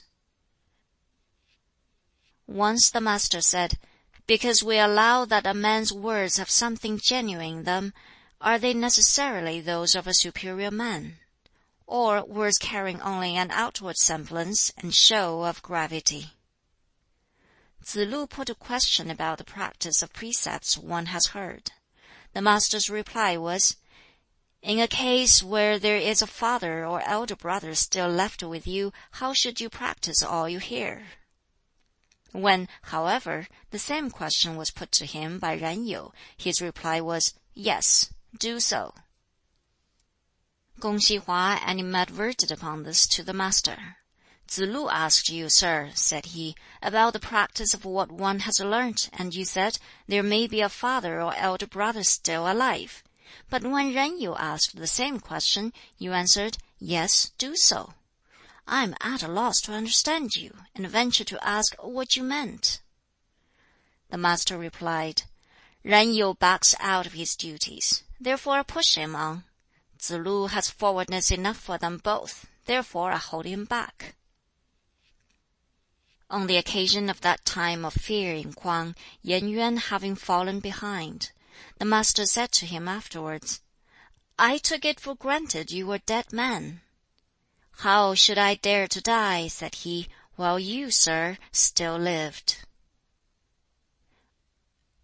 On Chi Zi Ran putting to him a question anent Tsz lu and Ran Yu, as to whether they might be called great ministers, the Master answered, "I had expected your question, sir, to be about something extraordinary, And lo, it is only about these two.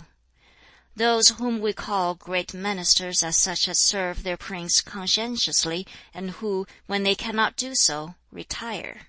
At present, as regards the two you ask about, they may be called qualified ministers." "Well, are they then," he asked, "such as will follow their leader?" "They would not follow him who should slay his father and his prince," was the reply. Through the intervention of Tsz-lu, Tsz-kŠu was being appointed governor of Bi. "You are spoiling a good man's song," said the master. Tsz-lu rejoined, "But he will have the people and their superiors to gain experience from, and there will be the altars. What need to read books? He can become a student afterwards." "Here is the reason for my hatred of glib-tongued people," said the master. On one occasion, Tsz-lu, Tseng-shen, Ran Yu, and Kung Xi-hua were sitting near him.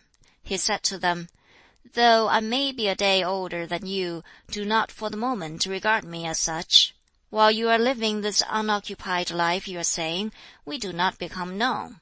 Now, suppose some one got to know you, what then?" Tsz-lu, first to speak, at once answered, "Give me a state of large size and armament, hemmed in and hampered by other larger states, the population augmented by armies and regiments, causing a dearth in it of food of all kinds. Give me charge of that state, and in 3 years' time I should make a brave country of it, and let it know its place." The master smiled at him. "Ran," said he, "how would it be with you?" "Give me," said Ran, "a territory of 60 or 70 li square, or of 50 or 60 square, put me in charge of that, and in 3 years I should make the people sufficiently prosperous. As regards their knowledge, or ceremonial, or music, I should wait for superior men to teach them that." "And with you, Kung Xi, how would it be?" The disciple's reply was, "I have nothing to say about my capabilities for such matters. My wish is to learn. I should like to be a junior assistant, in dark robe and cap, at the services of the ancestral temple, and at the grand receptions of the princes by the sovereign." "And with you, Tseng-shen?" This disciple was strumming on his harpsichord. But now the twanging ceased, he turned from the instrument, rose to his feet, and answered thus: "Something different from the choice of these 3. "What harm?" said the master. "I want each one of you to tell me what his heart is set upon." "Well then," said he, "give me, in the latter part of spring, dressed in full spring-tide attire, in company with 5 or 6 young fellows of 20, literally capital ones. At 20 they underwent the ceremony of capping, and were considered men. Or 6 or 7 lads under that age, to do the ablutions in the Yi stream, enjoy a breeze in the rain dance. That is, before the altars, where offerings were placed, with prayer for rain. A religious dance. And finish up with songs on the road home." The master drew in his breath, sighed, and exclaimed, "Ah, I take with you." The 3 other disciples having gone out, leaving Tseng-shen behind, the latter said, "What think you of the answers of those 3?" "Well, each told me what was uppermost in his mind," said the master. "Simply that." "Why did you smile at Tsz-lu, sir?" "I smiled at him because to have the charge of a state requires due regard to the rules of propriety, and his words betrayed a lack of modesty." "But Ran, then, he had a state in view, had he not?" "I should like to be shown a territory such as he described, which does not amount to a state." "But had not Kung Xi also a state in view?" What are ancestral temples and grand receptions but for the feudal lords to take part in? If Gongxi were to become an unimportant assistant at these functions, who could become an important one? End of Book 11. Recording by Li Jing.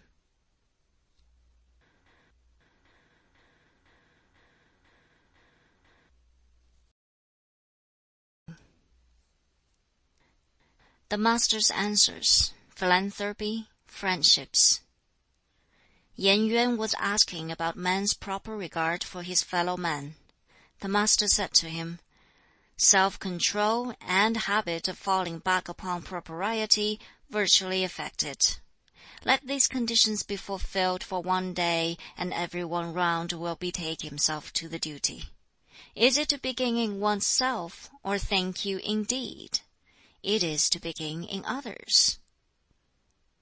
"I wanted you to be good enough," said Yan Yuan, "to give me a brief synopsis of it." Then said the Master, "Without propriety, use not your eyes. Without it, use not your ears, nor your tongue, nor a limb of your body." "I may be lacking in diligence," said Yan Yuan, "but with your favor I will endeavor to carry out this advice." Zhong Gong asked about man's proper regard for his fellows. To him the Master replied thus: "When you go forth from your door, be as if you were meeting some guest of importance. When you are making use of the common people, for state purposes, be as if you were taking part in a great religious function. Do not set before others what you do not desire yourself. Let there be no resentful feelings against you when you are away in the country, and none when at home." "I may lack diligence," said Zhong Gong, "but with your favor I will endeavor to carry out this advice." Sima Niu asked the like question. The answer he received was this: "The words of the man who has a proper regard for his fellows are uttered with difficulty." "His words uttered with difficulty?" he echoed, in surprise. "Is that what is meant by proper regard for one's fellow creatures?"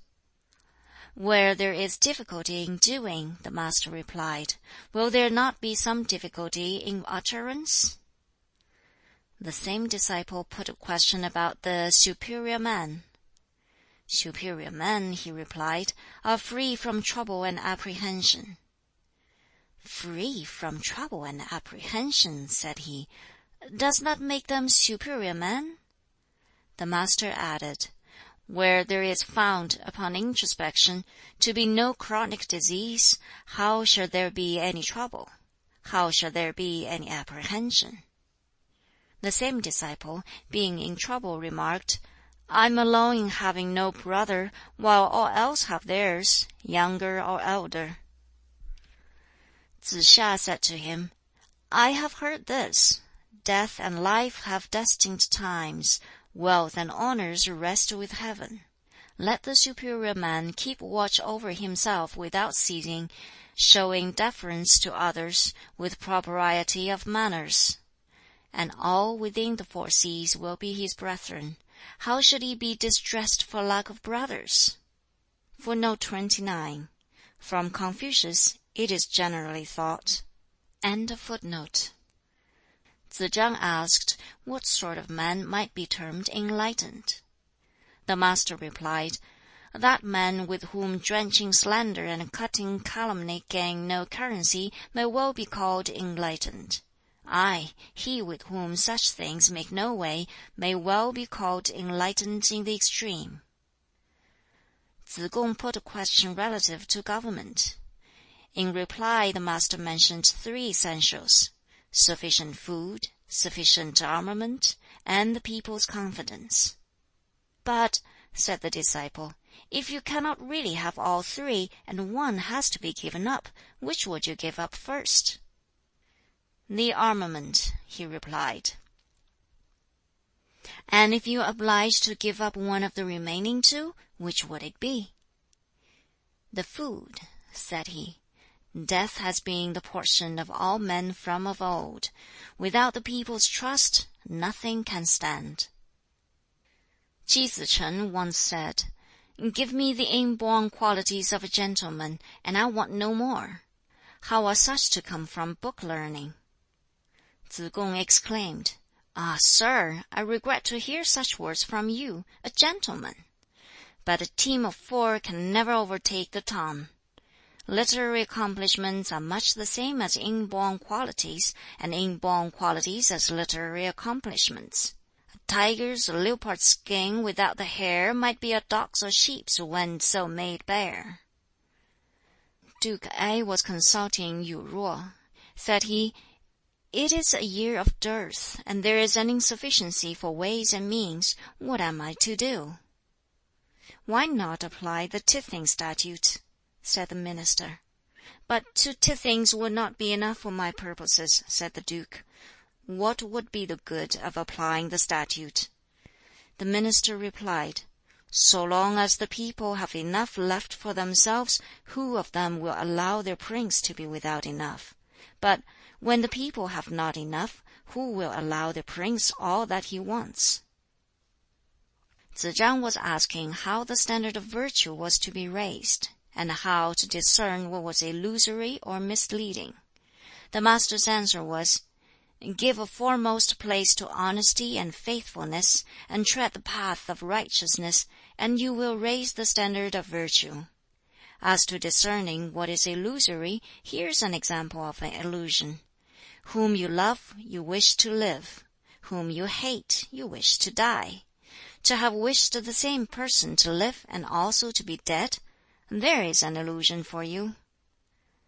Duke Jing of Qi consulted Confucius about government. His answer was, "Let a prince be a prince, and ministers be ministers. Let fathers be fathers, and sons be sons." "Good!" exclaimed the duke. "Truly, if a prince fail to be a prince, and ministers to be ministers, and if fathers be not fathers, and sons not sons, then, even though I may have my allowance of grain, should I ever be able to relish it?" "The man to decide a cause with half a word," exclaimed the master, "is Tsz lu." Tsz lu never let a night pass between promise and performance. "In hearing causes, I am like other men," said the master. "The great point is to prevent litigation." Tsz chang having raised some question about government, the master said to him, "In the settlement of its principles, be unwearied. In its administration, see to that loyally." "The man of wide research," said he, "who also restrains himself by the rules of propriety, is not likely to transgress." Again, the noble-minded man makes the most of others' good qualities, not the worst of their bad ones. Men of small mind do the reverse of this. Ji Kang was consulting him about the direction of public affairs. Confucius answered him, "A director should be himself correct. If you, sir, as a leader show correctness, who will dare not to be correct?" Ji Kang, being much troubled on account of robbers abroad, consulted Confucius on the matter. He received this reply, "If you, sir, were not covetous, neither would they steal, even were you to bribe them to do so." Ji Kang, when consulting Confucius about the government, said, "Suppose I were to put to death the disorderly for the better encouragement of the orderly, what say you to that?" "Sir," replied Confucius, "in the administration of government, why resort to capital punishment? Covet what is good, and the people will be good. The virtue of the noble-minded man is as the wind, and that of an inferior man as grass. The grass must bend when the wind blows upon it." Tsz chang asked how otherwise he would describe the learned official who might be termed influential. "What, I wonder, do you mean by one who is influential?" said the master. "I mean," replied the disciple, one who is sure to have a reputation throughout the country as well as at home." "That," said the Master, "is reputation, not influence. The influential man, then, if he be one who is genuinely straightforward and loves what is just and right, a discriminator of men's words, and an observer of their looks, and in honor careful to prefer others to himself, will certainly have influence, both throughout the country and at home. The man of mere reputation, on the other hand, who speciously affects philanthropy, though in his way of procedure he acts contrary to it, while yet quite evidently engrossed with that virtue, will certainly have reputation, both in the country and at home." Fan Ch'i, strolling with him over the ground below the place of the rain dance, said to him, "I venture to ask how to raise the standard of virtue, how to reform dissolute habits, and how to discern what is illusory." "Ah, a good question indeed!" he exclaimed. "Well, is not putting duty first, and success second, a way of raising the standard of virtue? And is not attacking the evil in one's self, and not the evil which is in others, a way of reforming dissolute habits? And as to illusions, is not one morning's fit of anger causing a man to forget himself, and even involving in the consequences those who are near and dear to him, is not that an illusion?" The same disciple asked him what was meant by "a right regard for one's fellow creature."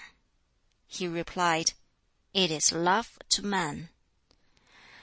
Asked by him again what was meant by wisdom, he replied, "It is knowledge of man."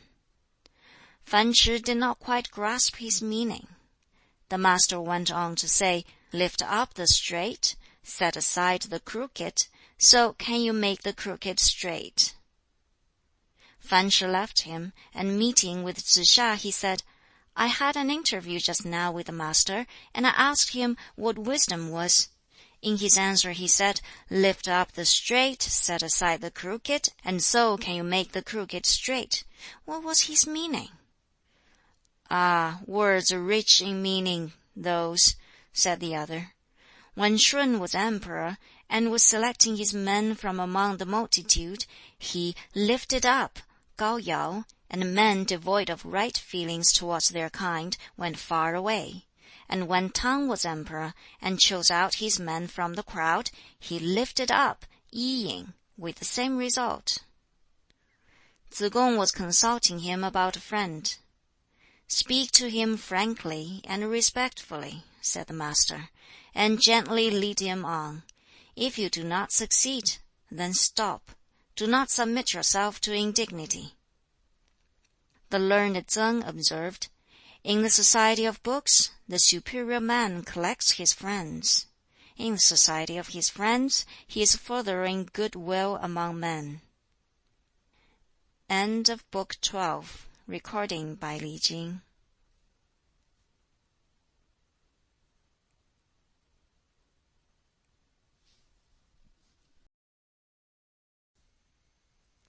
Answers on the Art of Governing. Consistency.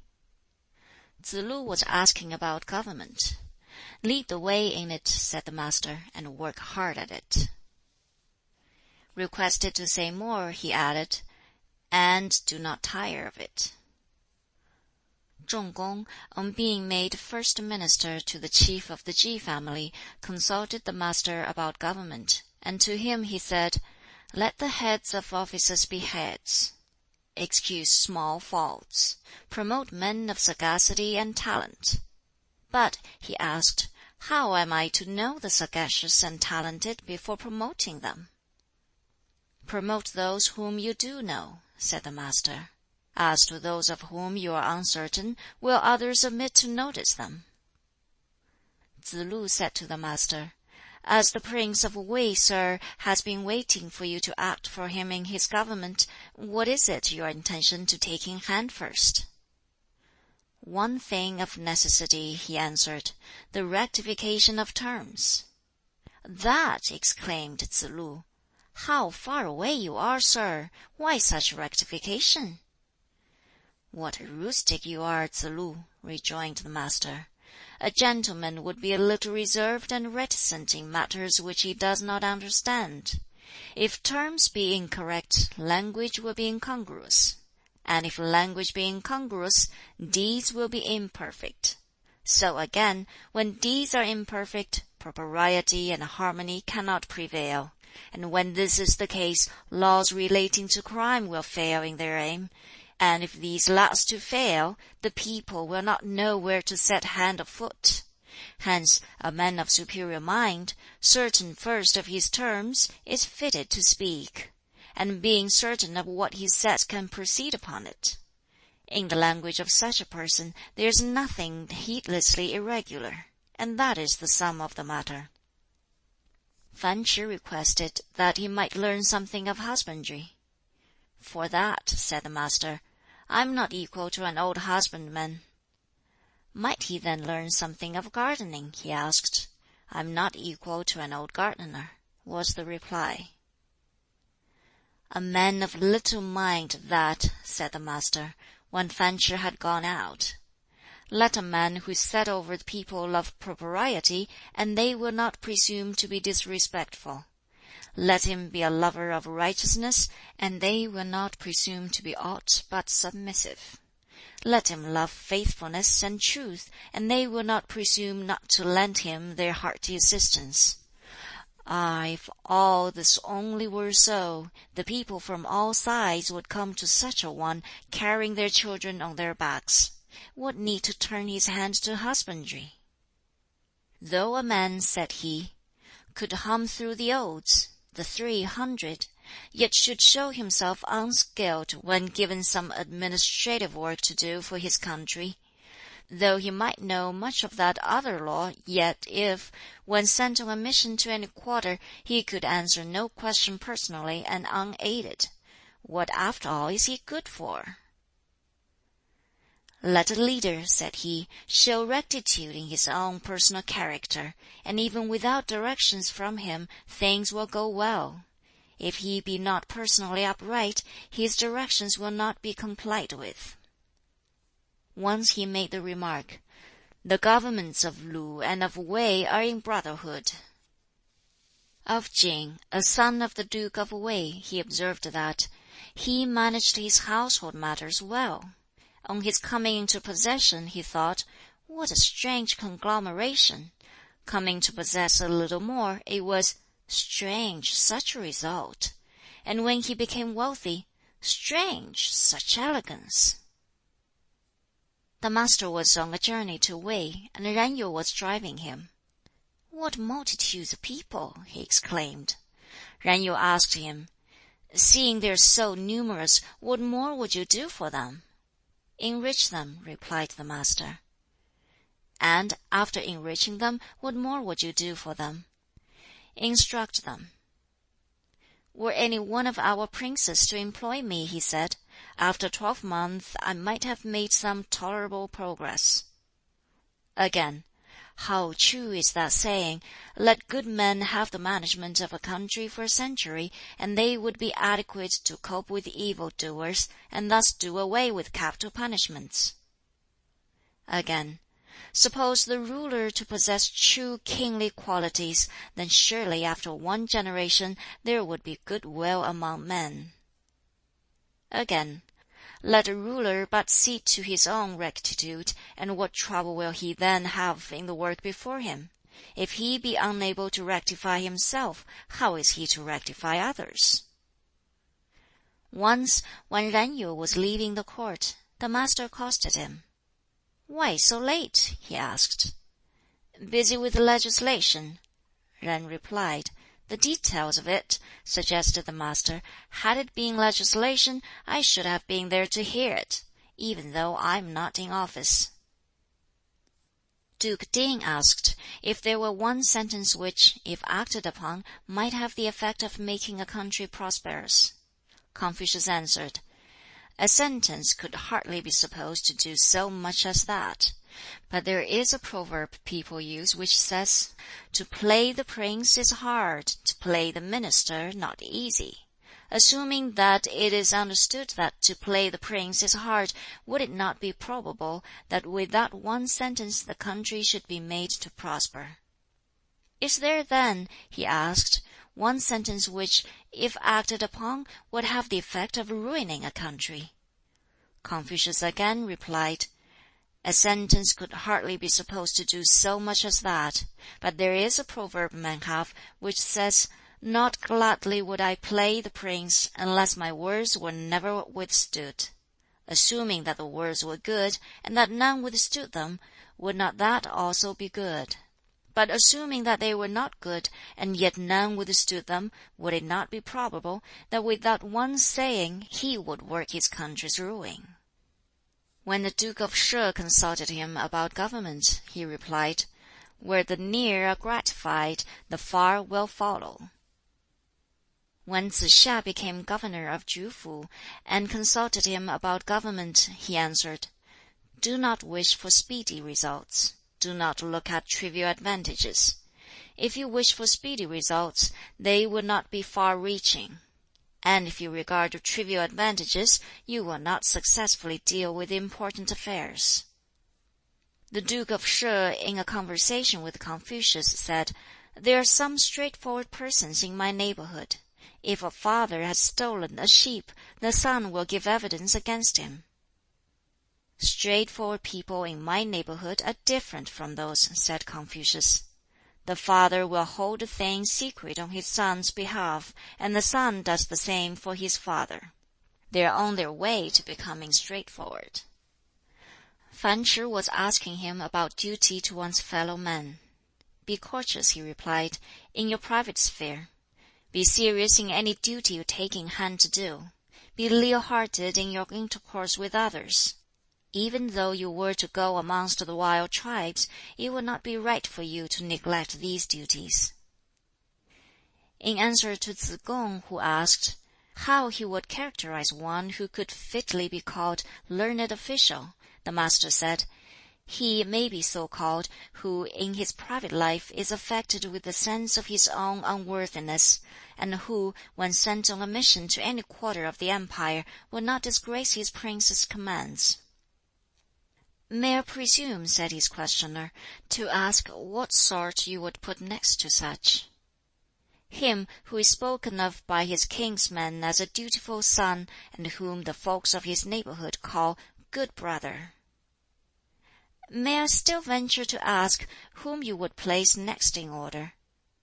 "Such as are sure to be true to their word and effective in their work, who are given to hammering, as it were, upon one note, of inferior caliber indeed, but fit enough, I think, to be ranked next." "How would you describe those who are at present in the government service?" "Oh, mere peck and panier men, not worth taking into the reckoning." Once he remarked, "If I cannot get via media men to impart instruction to, then I must of course take the impetuous and undisciplined. The impetuous ones will at least go forward and lay hold on things, and the undisciplined have at least something in them which needs to be brought out."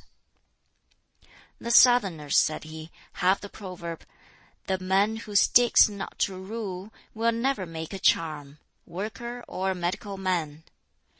Good! Whoever is intermittent in his practice of virtue will live to be ashamed of it. Without prognostication," he added, "that will indeed be so." "The nobler-minded man," he remarked, "will be agreeable even when he disagrees. The small-minded man will agree and be disagreeable." Tsze kung was consulting him, and asked, "What say you of a person who was liked by all in his village?" "That will scarcely do," he answered. "What then, if they all disliked him?" "That, too," said he, "is scarcely enough. Better if he were liked by the good folk in the village, and disliked by the bad." "The superior man," he once observed, "is easy to serve but difficult to please. Try to please him by the adoption of wrong principles, and you will fail. Also, when such a one employs others, he uses them according to their capacity. The inferior man is, on the other hand, difficult to serve, but easy to please. Try to please him by the adoption of wrong principles, and you will succeed. And when he employs others, he requires them to be fully prepared for everything. Again, the superior man can be high without being haughty. The inferior man can be haughty if not high. The firm, the unflinching, the plain and simple, the slow to speak, said he once, are approximating towards their duty to their fellow men. Tsz-lu asked how he would characterize one who might fitly be called an educated gentleman. The master replied, "He who can properly be so called will have in him a seriousness of purpose, a habit of controlling himself, and an agreeableness of manner. Among his friends and associates, the seriousness and the self-control, and among his brethren, the agreeableness of manner." "Let good and able men discipline the people for 7 years," said the master, "and after that they may do to go to war." "But," said he, "to lead an undisciplined people to war, that I call throwing them away." End of Book 13. Recording by Li Jing.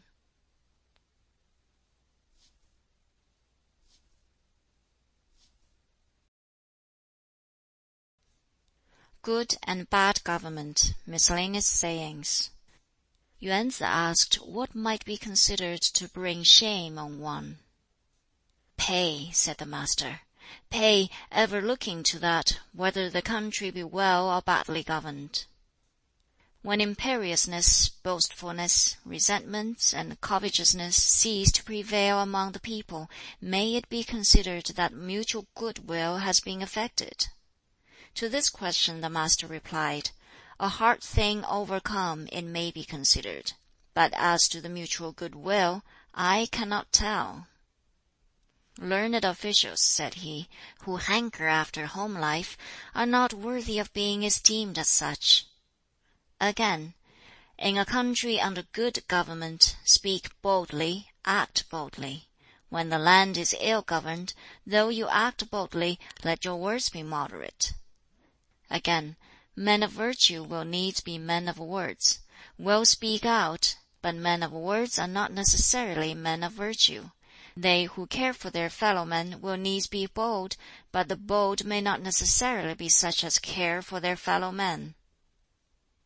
Nan Gong Ku, who was consulting Confucius, observed respecting Yi the skillful archer, and Ao who could propel a boat on dry land, that neither of them died a natural death, while Yu and Chi, who with their own hands had labored at husbandry, came to wield imperial sway. The master gave him no reply, but when the speaker had gone out he exclaimed, "A superior man, that! A man who values virtue, that!" "There have been noble-minded men," said he, "who yet were wanting in philanthropy, but never has there been a small-minded man who had philanthropy in him." He asked, "Can anyone refuse to toil for those he loves? Can anyone refuse to exhort who is true-hearted?" Speaking of the preparation of government notifications in his day, he said, "Bi would draw up a rough sketch of what was to be said. The Shi Shu then looked it carefully through and put it into proper shape. Tsz yu next, who was master of the ceremonial of state intercourse, improved and adorned its phrases. And Tsz ch'an of Dongli added his scholarly embellishments thereto." To some one who asked his opinion of the last named, he said, "He was a kind-hearted man." Asked what he thought of Tsz hsi, he exclaimed, "Alas for him! Alas for him!" Asked again about Guan Zhong, his answer was, "As to him, he once seized the town of Pian with its 300 families from the chief of the Bo clan, who, afterwards reduced to living upon coarse rice, with all his teeth gone, never uttered a word of complaint." "It is no light thing," said he, "to endure poverty uncomplainingly. and a difficult thing to bear wealth without becoming arrogant. Respecting Meng Gongchao, he said that, while he was fitted for something better than the post of chief officer in the Zhao or Wei families, he was not competent to act as minister in small states like those of Tang or Xue. Tsz-lu asked how he would describe a perfect man. He replied, "Let a man have the sagacity of Zhang Wuzhong, the freedom from covetousness of Gong Chuo, the boldness of Zhuang of Bian, and the attainments in polite arts of Ran You, and gift him further with the graces taught by the books of rites and music. Then he may be considered a perfect man. But," said he, "what need of such in these days? The man that may be regarded as perfect now is the one who, seeing some advantage to himself, is mindful of righteousness, who, seeing danger, risks his life, and who, if bound by some covenant of long standing, never forgets its conditions as life goes on." Respecting Gong Shu-wen, the master inquired of Gong Mingjia, saying, "Is it true that your master never speaks, never laughs, never takes aught from others?" "Those who told you that of him," said he, "have gone too far. My master speaks when there is occasion to do so, and men are not surfeited with his speaking. When there is occasion to be merry too, he will laugh, but men have never overmuch of his laughing. And whenever it is just and right to take things from others, he will take them, but never so as to allow men to think him burdensome." "Is that the case with him?" said the master. "Can it be so?" Respecting Zhang Wuzhong, the master said, when he sought from Lu the appointment of successor to him, and for this object held on to his possession of the fortified city of Fang, "If you say he was not then using constraint towards his prince, I must refuse to believe it." Duke Wen of Jing he characterized as artful but not upright, and Duke Huan of Qi as upright but not artful. Tsz-lu remarked, "When Duke Huan caused his brother Qiu to be put to death, Shao-hu committed suicide, but Guan-zhong did not. I should say he was not a man who had much good will in him, eh?" The master replied, "When Duke Huan held a great gathering of the feudal lords, dispensing with military equipage, it was owing to Guan-zhong's energy that such an event was brought about. Match such good will as that, match it if you can." Tsz-kung then spoke up, "But was not Guan-zhong wanting in good will? He could not give up his life when Duke Huan caused his brother to be put to death. Besides, he became the duke's counselor." "And in acting as his counselor, put him at the head of all the feudal lords," said the master, "and unified and reformed the whole empire, and the people, even to this day, reap benefit from what he did. Had it not been for him, we should have been going about with locks unkempt and buttoning our jackets like barbarians on the left.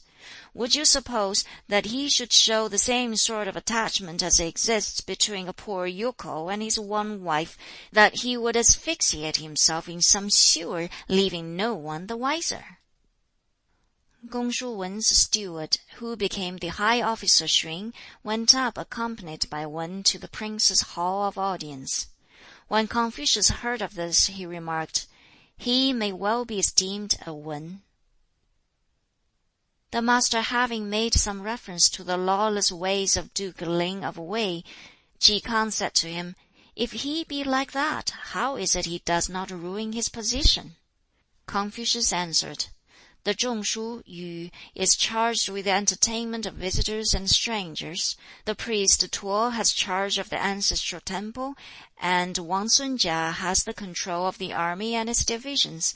With men such as those, how should he come to ruin?" He once remarked, "He who is unblushing in his words will with difficulty substantiate them." Chen Cheng had slain Duke Jian. Hearing of this, Confucius, after performing his ablutions, went to court and announced the news to Duke Ai, saying, "Chen Huan has slain his prince. May I request that you proceed against him?" "Inform the chiefs of the 3 families," said the duke. Soliloquizing upon this, Confucius said, "Since he uses me to back his ministers." Footnote 30. Confucius had now retired from office, and this incident occurred only 2 years before his death. End of footnote. I did not dare not to announce the matter to him, and now he says, "Inform the 3 chiefs." He went to the 3 chiefs and informed them, but nothing could be done. Whereupon again he said, "Since he uses me to back his ministers, I did not dare not to announce the matter." Tsz-lu was questioning him as to how he should serve his prince. "Deceive him not, but reprove him," he answered. The minds of superior men, he observed, trend upwards; those of inferior men trend downwards. Again, students of old fixed their eyes upon themselves; now they learn with their eyes upon others. Qu Bo-yu dispatched a man with a message to Confucius. Confucius gave him a seat, and among other inquiries he asked, "How is your master managing?" "My master," he replied, "has a great wish to be seldom at fault, and as yet he cannot manage it." "What a messenger!" exclaimed he admiringly when the man went out. "What a messenger!" "When not occupying the office," was a remark of his, "devise not the policy." The learned Tsang used to say, "The thoughts of the superior man do not wander from his own office." "Superior men," said the Master, "are modest in their words, profuse in their deeds." Again, "There are 3 attainments of the superior man which are beyond me: the being sympathetic without anxiety, wise without skepticism, brave without fear." "Sir," said Tsz-kung, "that is what you say of yourself." Whenever Tsz-kung drew comparisons from others, the Master would say, "Ah, how wise and great you must have become! Now I have no time to do that." Again, "My great concern is, not that men do not know me, but that they cannot." Again, "If a man refrain from making preparations against his being imposed upon, and from counting upon others' want of good faith towards him, while he is foremost to perceive what is passing, surely that is a wise and good man." Wei Shengmu accosted Confucius, saying, "Qiu, how comes it that you manage to go perching and roosting in this way? Is it not because you show yourself so smart a speaker now?" "I should not dare to do that," said Confucius. "'Tis that I am sick of men's improvableness and deafness to reason. In a well-bred horse," said he, "what one admires is not its speed, but its good points." Some one asked, "What say you of the remark, 'Requite enmity with kindness'?" "How then," he answered, "would you requite kindness? Requite enmity with straightforwardness, and kindness with kindness." "Ah, no one knows me!" he once exclaimed. "Sir," said Tsz-kung, "how comes it to pass that no one knows you?" "Well, I murmur not against heaven," continued the Master, "nor cavil at men, while I stoop to learn and aspire to penetrate into things that are high, yet 'tis heaven alone knows what I am." Liao, a kinsman of the duke, having laid a complaint against Tsz-lu before Ki K'ang, an officer came to Confucius to inform him of the fact, and he added, "My lord is certainly having his mind poisoned by his kinsman Liao, but through my influence perhaps we may yet manage to see him exposed in the market-place or the court." "If right principles are to have their course, it is so destined," said the Master. "If they are not to have their course, it is so destined.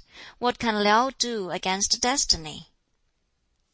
"There are worthy men," said the Master, "fleeing from the world, some from their district, some from the sight of men's looks. some from the language they hear. The men who have risen from their posts and withdrawn in this manner are 7 in number.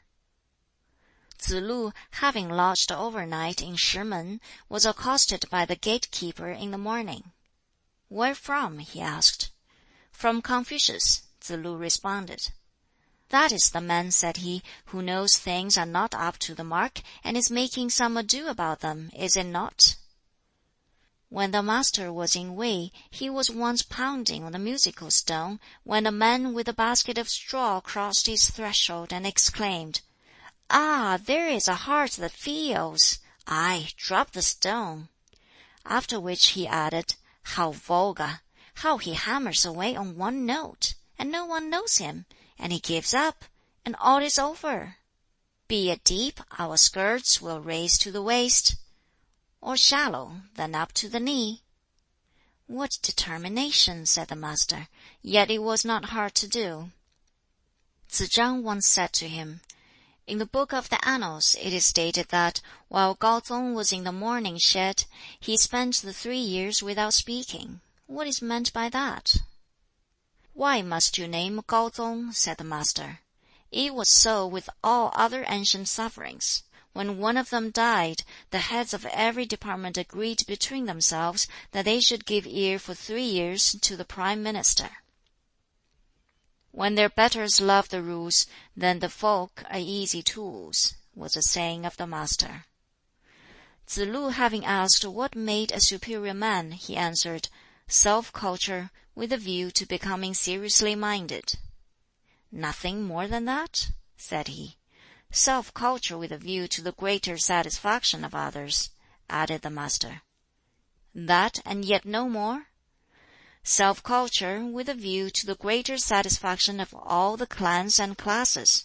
He again added, "Self-culture for the sake of all, a result that would almost put Yao and Shun into the shade."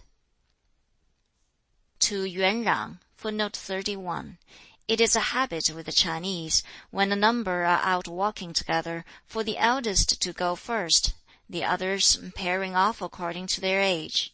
It is a custom much older than the time of Confucius. Who was sitting waiting for him in a squatting or disrespectful posture, the master delivered himself as follows: "The man who in his youth could show no humility or subordination, who in his prime misses his opportunity, and who, when old age comes upon him, will not die, that man is a miscreant." And he tapped him on the shin with his staff. Some one asked about his attendant, a youth from the village of Chue, whether he was one who improved. He replied, "I know that he seats himself in the places reserved for his betters, and that when he is walking, he keeps abreast with his seniors. He is not one of those who care for improvement. He wants to be a man all at once." End of Book 14. Recording by Li Jing.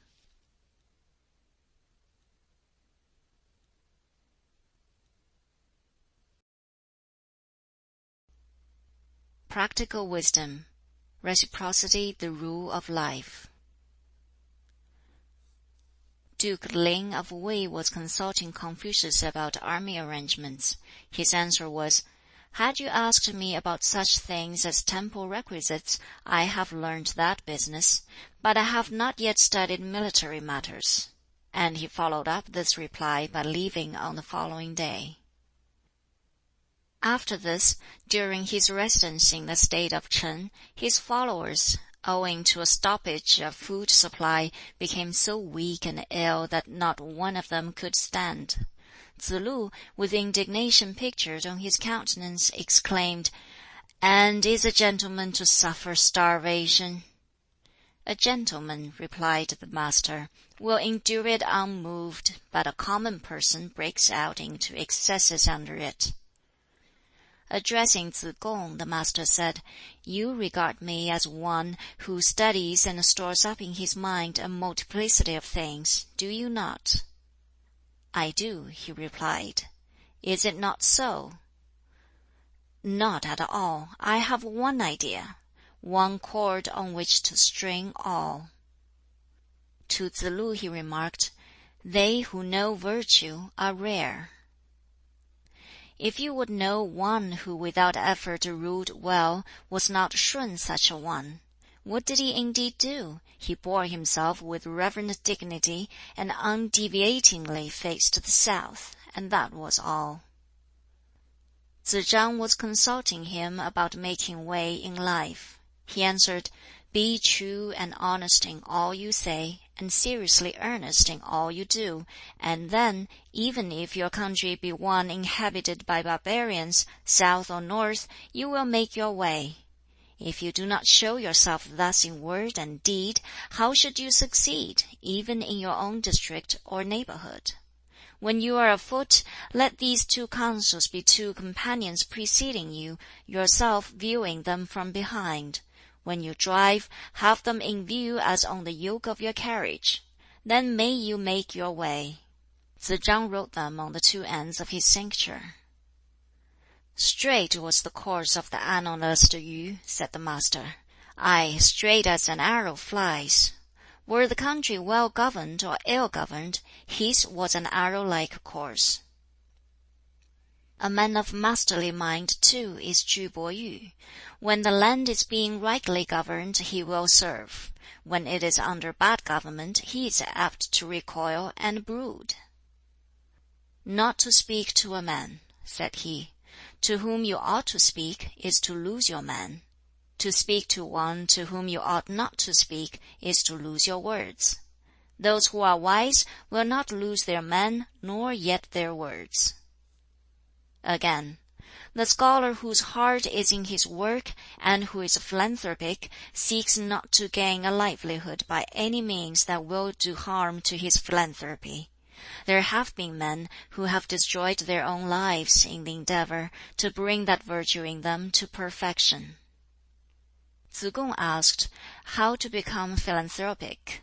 The Master answered him thus: "A workman who wants to do his work well must first sharpen his tools. In whatever land you live, serve under some wise and good man among those in high office, and make friends with the more humane of its men of education." Yen Yuan consulted him on the management of a country. He answered, "Go by the Sha calendar. Have the stage carriages like those of the Yin princes. Wear the Zhou cap. For your music, let that of Shun be used for the posturers. Put away the songs of Ch'en, and remove far from you men of artful speech.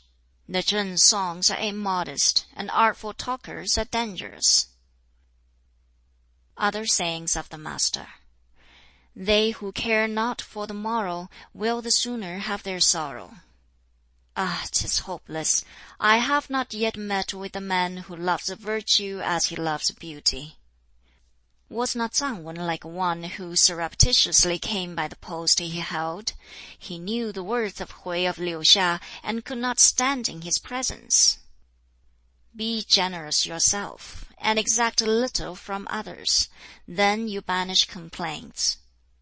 With one who does not come to me inquiring, 'What of this?' and 'What of that?'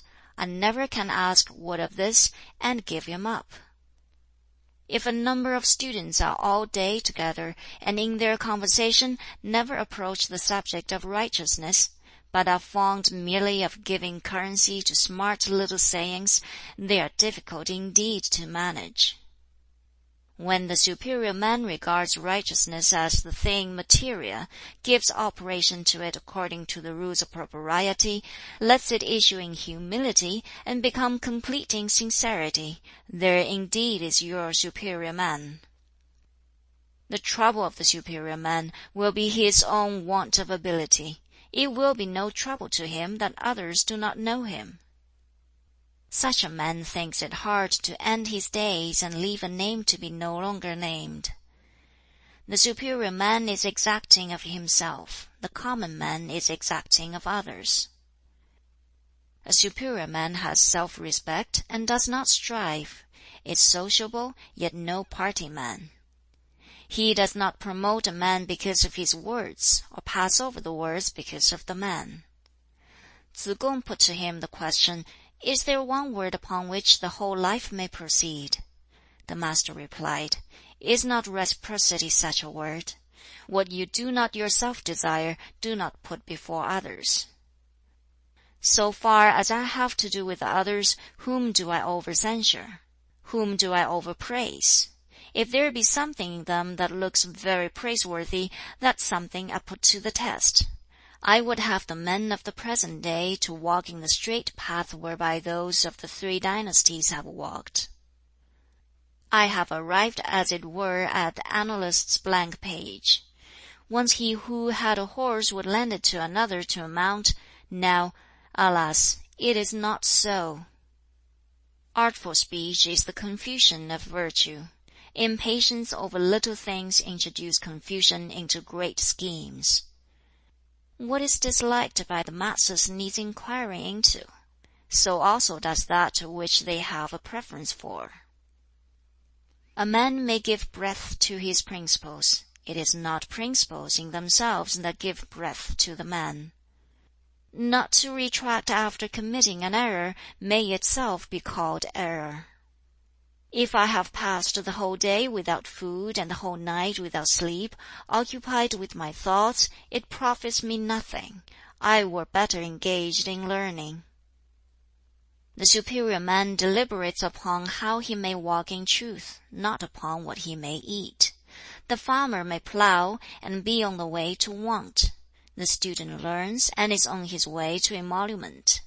To live a right life is the concern of men of nobler minds. Poverty gives them none.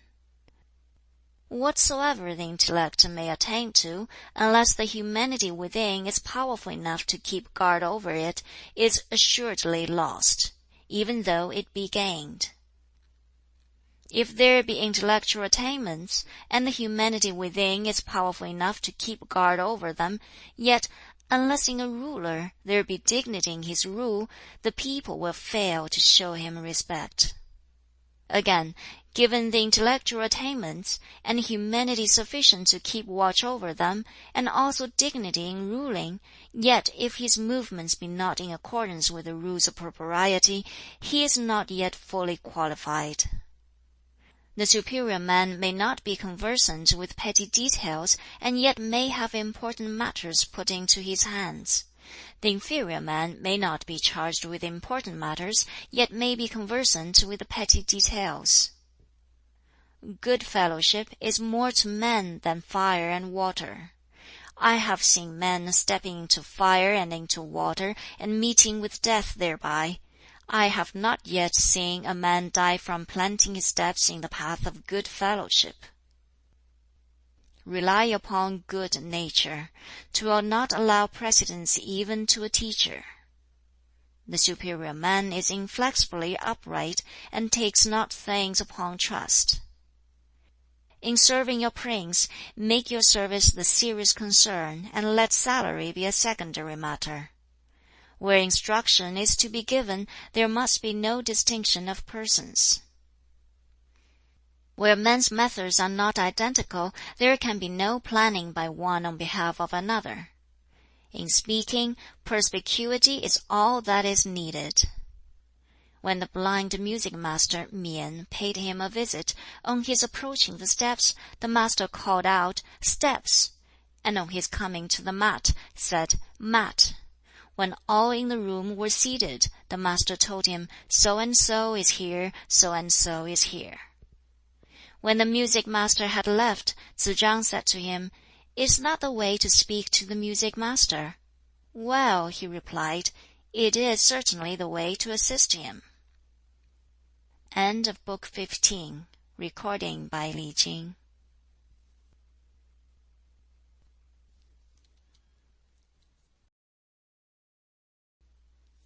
Against intestine strife, good and bad friendships. The chief of the Ji family was about to make an onslaught upon the Zhuanyu domain. Ran Yu and Tsz lu in an interview with Confucius told him, "The Ji is about to have an affair with Zhuanyu."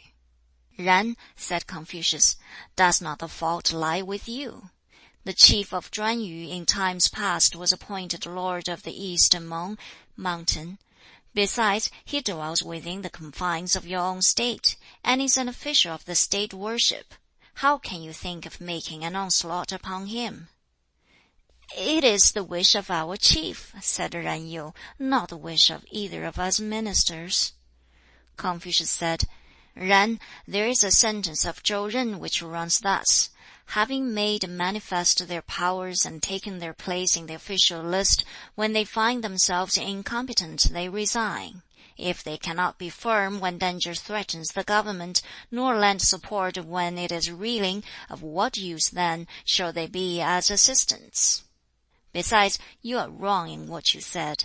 When a rhinoceros or tiger breaks out of its cage, when a jewel or tortoise shell ornament is damaged in its casket, whose fault is it?"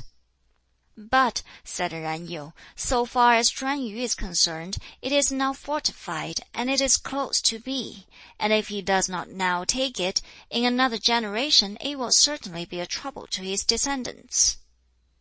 "Yen," exclaimed Confucius, "it is a painful thing to a superior man to have to desist from saying, 'My wish is so and so,' and to be obliged to make apologies.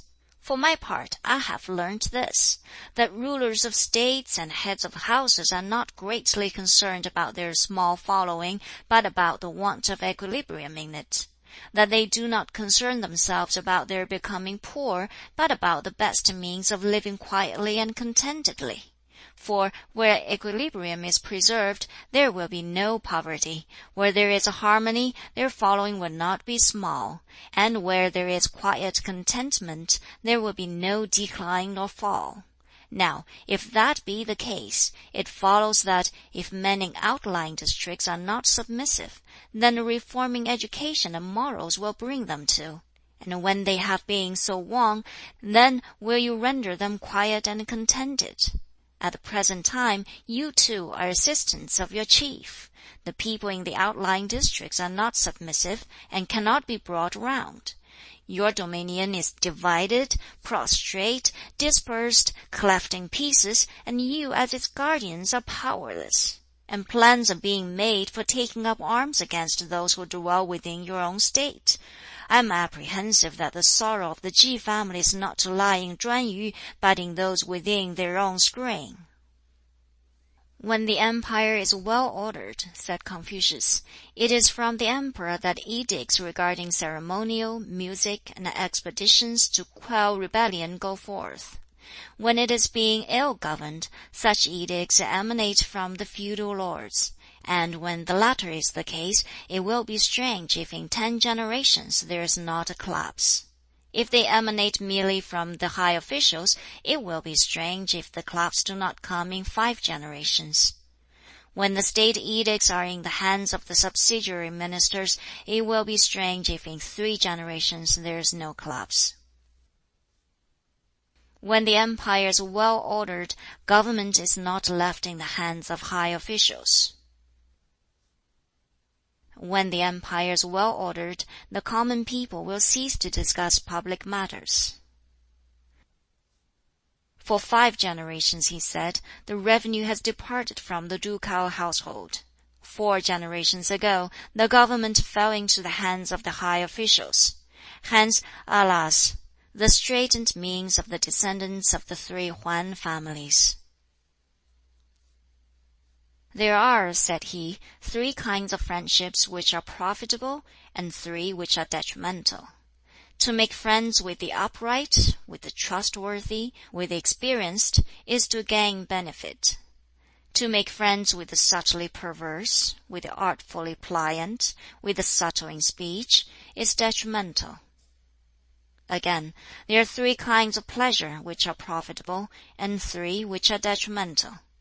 To take pleasure in going regularly through the various branches of ceremonial and music, in speaking of others' goodness, in having many worthy wise friends, is profitable. To take pleasure in wild, bold pleasures, in idling carelessly about, in the too jovial accompaniments of feasting, is detrimental. Again, 3 errors there be into which they who wait upon their superior may fall. 1. To speak before the opportunity comes to them to speak, which I call heedless haste. 2. Refraining from speaking when the opportunity has come, which I call concealment. And 3. Speaking regardless of the mood he is in, which I call blindness. Again, 3 things a superior should guard against.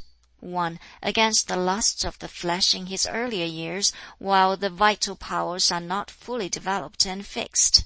2. Against the spirit of combativeness when he has come to the age of robust manhood, and when the vital powers are matured and strong. And 3. Against ambitiousness when old age has come on, and the vital powers have become weak and decayed. 3 things also such a man greatly reveres. 1. The ordinances of heaven. 2. Great men. 3. Words of sages. The inferior man knows not the ordinances of heaven, and therefore reveres them not, is unduly familiar in the presence of great men, and scoffs at the words of sages. They whose knowledge comes by birth are of all men the first in understanding. They to whom it comes by study are next. Men of poor intellectual capacity, who yet study, may be added as a yet inferior class. And lowest of all are they who are poor in intellect and never learn. 9 things there are of which the superior man should be mindful: to be clear in vision, quick in hearing, genial in expression, respectful in demeanor, true in word, serious in duty, inquiring in doubt, firmly self-controlled in anger, just and fair when the way to success opens out before him. Some have spoken of looking upon goodness as upon something beyond their reach, and of looking upon evil as like plunging one's hands into scalding liquid. I have seen the man, I have heard the sayings. Some again have talked of living in seclusion to work out their designs, and of exercising themselves in righteous living in order to render their principles the more effective. I have heard the sayings, I have not seen the man. Duke Jing of Qi had his 1,000 teams of 4, yet on the day of his death the people had nothing to say of his goodness. Bo Yi and Shu Qi starved at the foot of Shouyang, and the people make mention of them to this day. Even if not wealth thine object be, 'tis all the same, thou art changed to me. Is not this apropos in such cases? Tsz k'in asked of Bo Yu, "Have you heard anything else peculiar from your father?" "Not yet," said he. "Once, though, he was standing alone when I was hurrying past him over the vestibule, and he said, 'Are you studying the Odes?' 'Not yet,' I replied. 'If you do not learn the Odes,' said he, 'you will not have the wherewithal for conversing.' I turned away and studied the Odes. Another day, when he was again standing alone, and I was hurrying past across the vestibule, he said to me, 'Are you learning the rules of propriety?' 'Not yet,' I replied. 'If you have not studied the rules, you have nothing to stand upon,' said he. I turned away and studied the rules. These 2 things I have heard from him." Tsz k'in turned away, and in great glee exclaimed, "I asked 1 thing, and have got 3. I have learnt something about the Odes, and about the rules, and moreover I have learnt how the superior man will turn away his own son." The wife of the ruler of a state is called by her husband, "my helpmeet." She speaks of herself as "your little handmaiden." The people of that state call her "the prince's helpmeet." But addressing persons of another state, they speak of her as "our little princess." When persons of another state name her, they also say, "your prince's helpmeet." End of Book 16. Recording by Li Jing.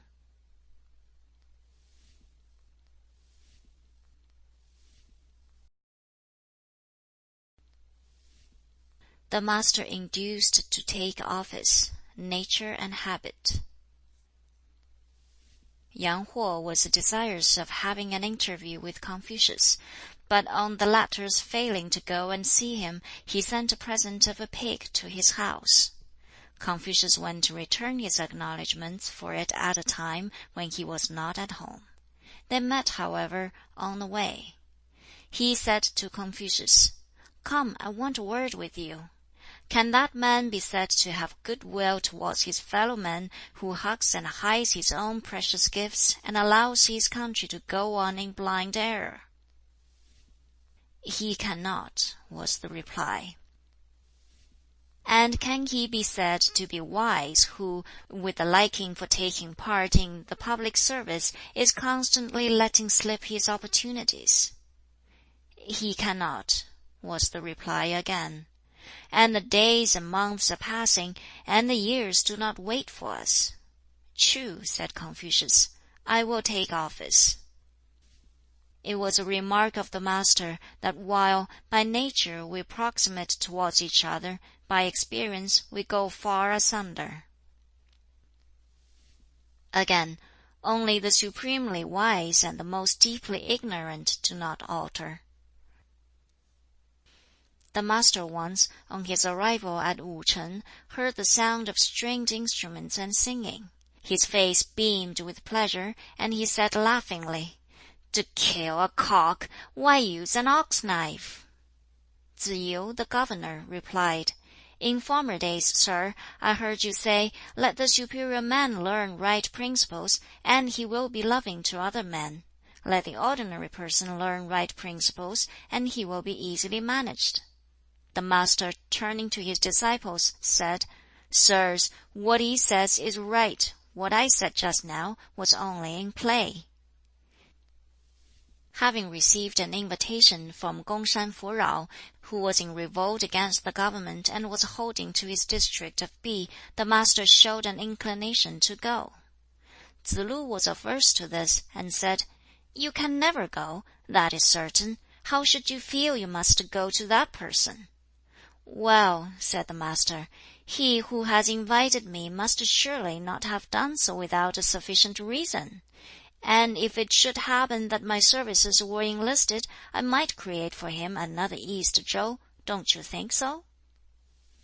Tsz chang asked Confucius about the virtue of philanthropy. His answer was, "It is the being able to put in practice 5 qualities, in any place under the sun." "May I ask, please, what these are?" said the disciple. "They are," he said, "dignity, indulgence, faithfulness, earnestness, kindness. If you show dignity, you will not be mocked. If you are indulgent, you will win the multitude. If faithful, men will place their trust in you. If earnest, you will do something meritorious.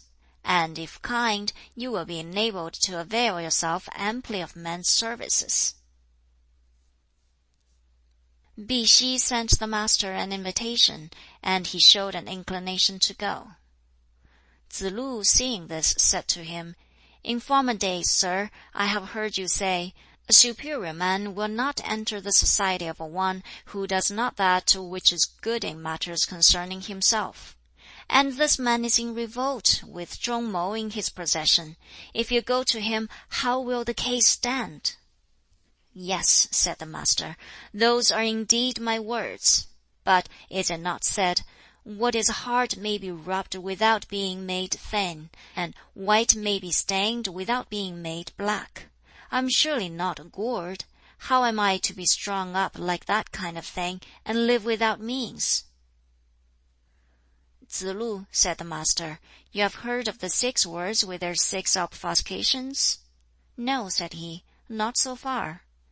"Sit down, and I will tell you them. They are these 6 virtues, cared for without care for any study about them: philanthropy, wisdom, faithfulness, straightforwardness, courage, firmness. And the 6 obfuscations resulting from not liking to learn about them are, respectively, these: fatuity, mental dissipation, mischievousness, perversity, insubordination, impetuosity. "My children," said he once, "why does no one of you study the odes? They are adapted to rouse the mind, to assist observation, to make people sociable, to arouse virtuous indignation.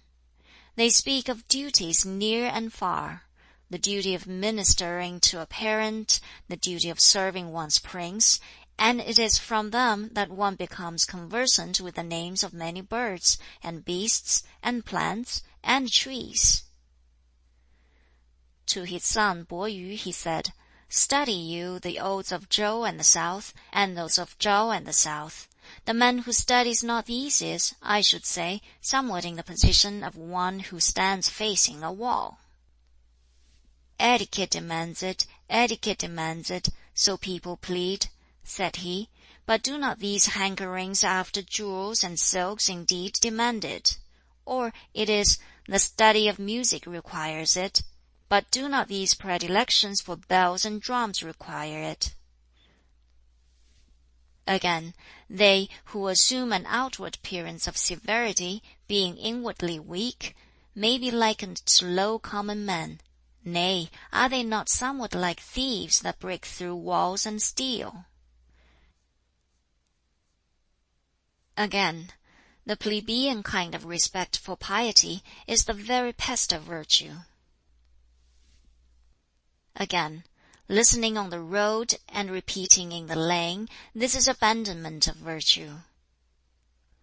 "Ah, the low-minded creatures!" he exclaimed. "How is it possible indeed to serve one's prince in their company?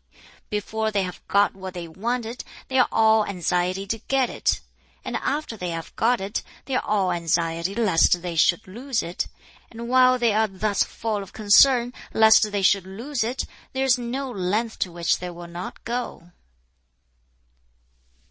Again, in olden times people had 3 moral infirmities, which, it may be, are now unknown. Ambitiousness in those olden days showed itself in momentary outburst; the ambitiousness of to-day runs riot. Austerity in those days had its sharp angles; in these it is irritable and perverse. Feebleness of intellect then was at least straightforward; in our day it is never aught but deceitful. Again, rarely do we find mutual good feelings where there is fine speech and studied mien. Again, to me it is abhorrent that purple color should be made to detract from that of vermilion; also that the odes of Ch'ing should be allowed to introduce discord in connection with the music of the festal songs and hymns; also that sharp-witted tongues should be permitted to subvert governments. Once said he, "Would that I could dispense with speech!" "Sir," said Tsze kung, "if you were never to speak, what should your pupils have to hand down from you?" "Does heaven ever speak?" said the Master.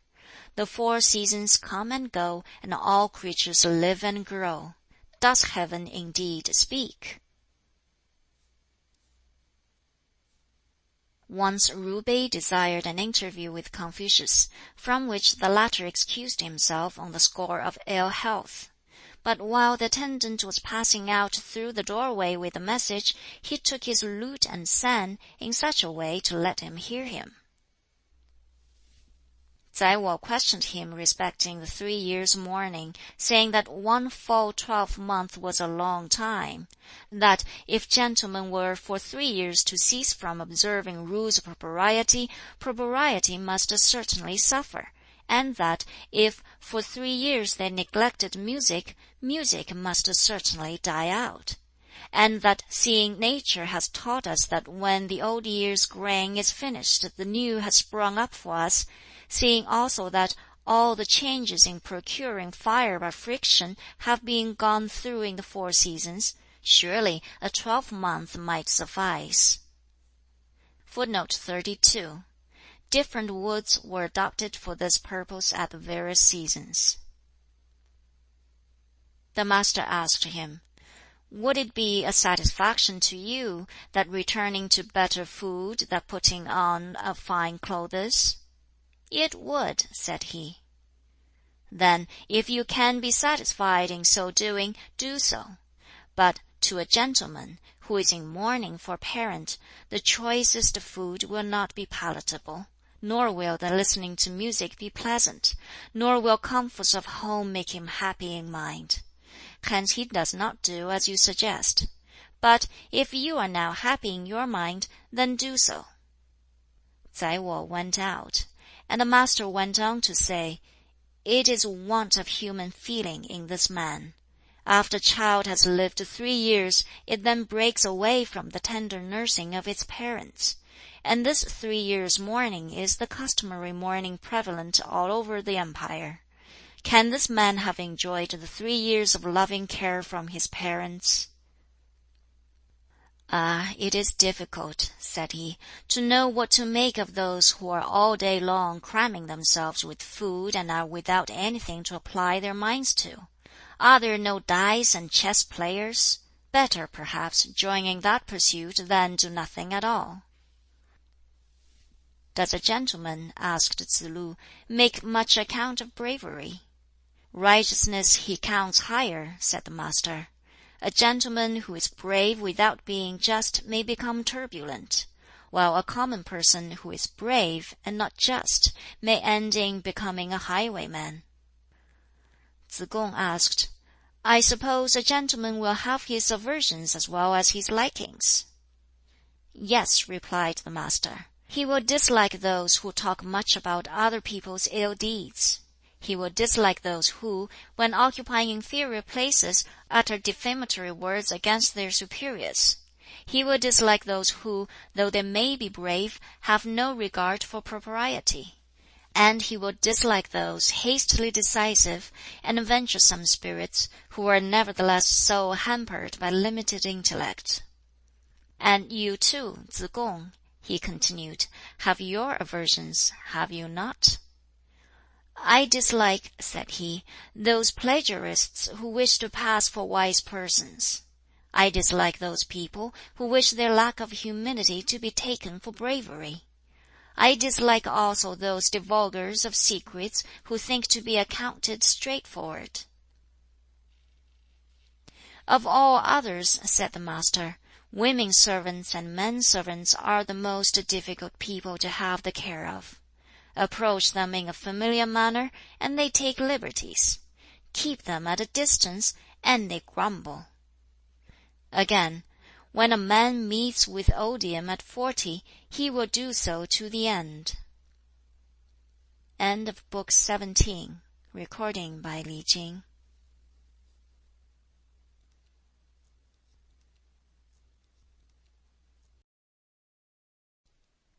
Good men in seclusion. Duke of Chou to his son.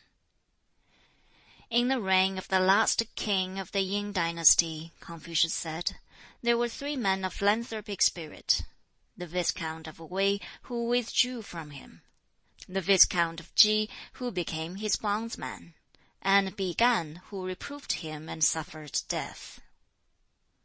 Hui of Liu Xia, who filled the office of chief criminal judge, was thrice dismissed. A person remarked to him, "Can you not yet bear to withdraw?" He replied, "If I act in a straightforward way in serving men, whither in these days should I go, where I should not be thrice dismissed? Were I to adopt crooked ways in their service, why need I leave the land where my parents dwell?" Duke Jing of Qi remarked respecting his attitude towards Confucius, "If he is to be treated like the chief of the Ji family, I cannot do it. I should treat him as somewhere between the Ji and Meng chiefs. I am old," he added, "and not competent to avail myself of him." Confucius, hearing of this, went away. The chief officials presented to the court of Lu a number of female musicians. Chi Huan accepted them, and for 3 days no court was held. Confucius went away. Jie Yu, the madman of Chu. Footnote 33. He only pretended to be mad in order to escape being employed in the public service. End of footnote. Was once passing Confucius, singing as he went along. He sang, "Ha, the phoenix! Ha, the phoenix! How is virtue lying prone? Vain to chide for what is over, plan to meet what's yet in store. Let alone, risky now to serve a throne. Confucius alighted, wishing to enter into conversation with him, but the man hurried along and left him, and he was therefore unable to get a word with him. Changju and Jieni, footnote 34. Two worthies who had abandoned public life owing to the state of the times. End of footnote. Were working together on some plowed land. Confucius was passing by them, and sent Tsz-lu to ask where the ford was. Changju said, "Who is the person driving the carriage?" "Confucius," answered Tsz-lu. "He of Lu?" he asked. "The same," said Tsz-lu. "He knows then where the ford is?" said he. Tsz-lu then put his question to Jieni, and the latter asked, "Who are you?" Tsz-lu gave his name. "You are a follower of Confucius of Lu, are you not?" "You are right," he answered. "Ah, as these waters rise and overflow their bounds," said he, "'tis so with all throughout the empire. And who is he that can alter the state of things? And you are a follower of a learned man who withdraws from his chief, had you not better be a follower of such as have forsaken the world?" And he went on with his harrowing without stopping. Tsz-lu went and informed his master of all this. He was deeply touched, and said, "One cannot herd on equal terms with beasts and birds. If I am not to live among these human folk, then with whom else should I live?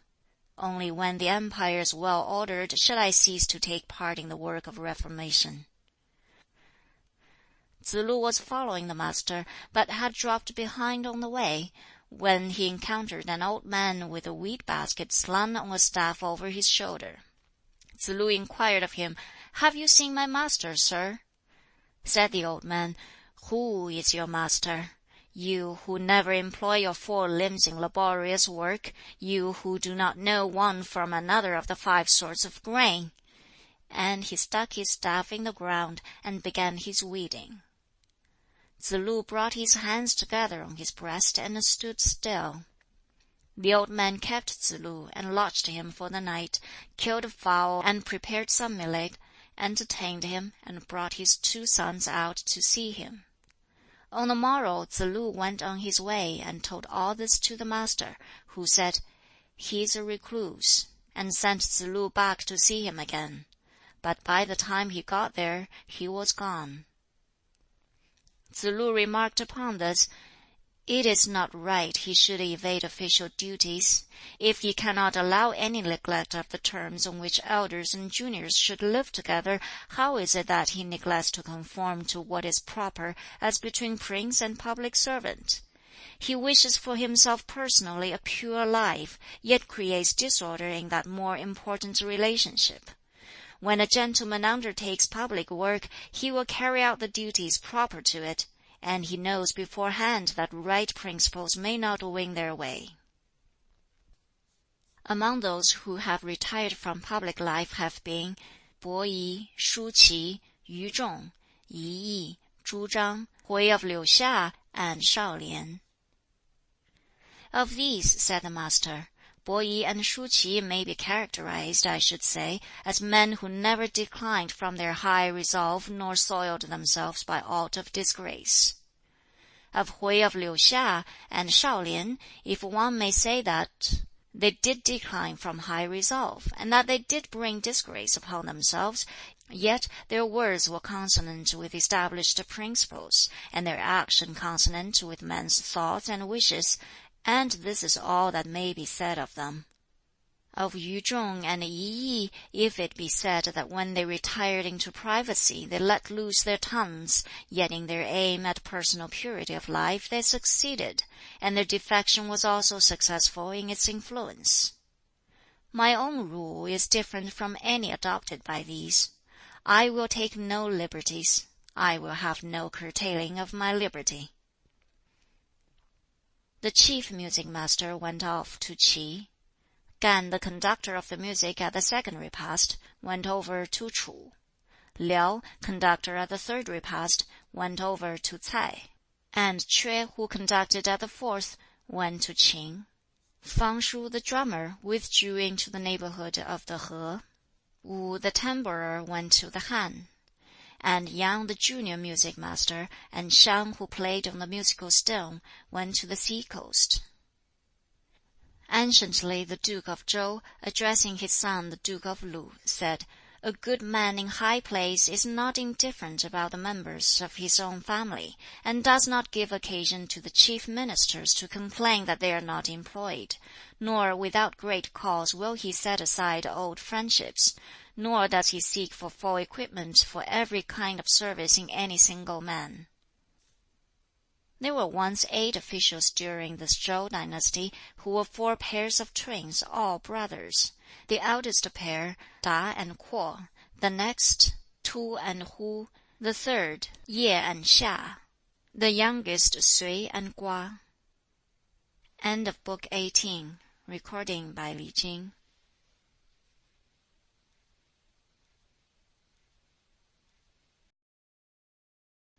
Teachings of various chief disciples. The learned official, said Tsz chang, who, when he sees danger ahead, will risk his very life, who, when he sees a chance of success, is mindful of what is just and proper, who, in his religious acts, is mindful of the duty of reverence, and when in mourning thinks of his loss, is indeed a fit and proper person for his place.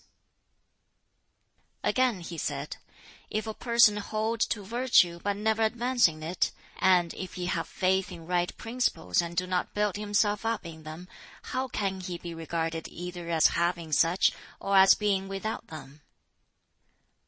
Tsz Xia's disciples asked Tsz chang his views about intercourse with others. "What says your master?" he rejoined. "He says," they replied, "associate with those who are qualified, and repel from you such as are not." Tsz chang then said, "A superior man esteems the worthy and wise, and bears with all. He makes much of the good and capable, and pities the incapable. Am I eminently worthy and wise? Who is there then among men whom I will not bear with? Am I not worthy and wise? Others will be minded to repel me. I have nothing to do with repelling them." Sayings of Tsz Hsia. Even in inferior pursuits there must be something worthy of contemplation. But if carried to an extreme, there is danger of fanaticism.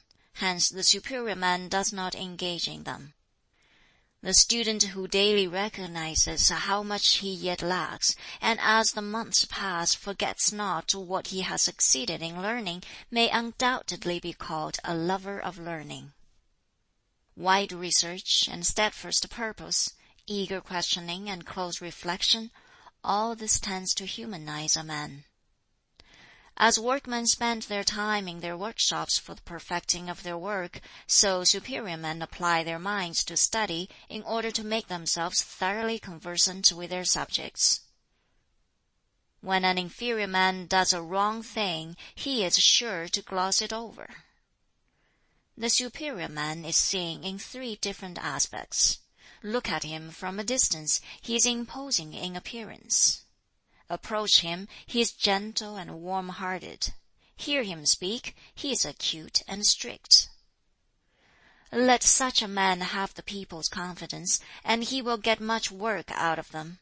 So long, however, as he does not possess their confidence, they will regard him as grinding them down.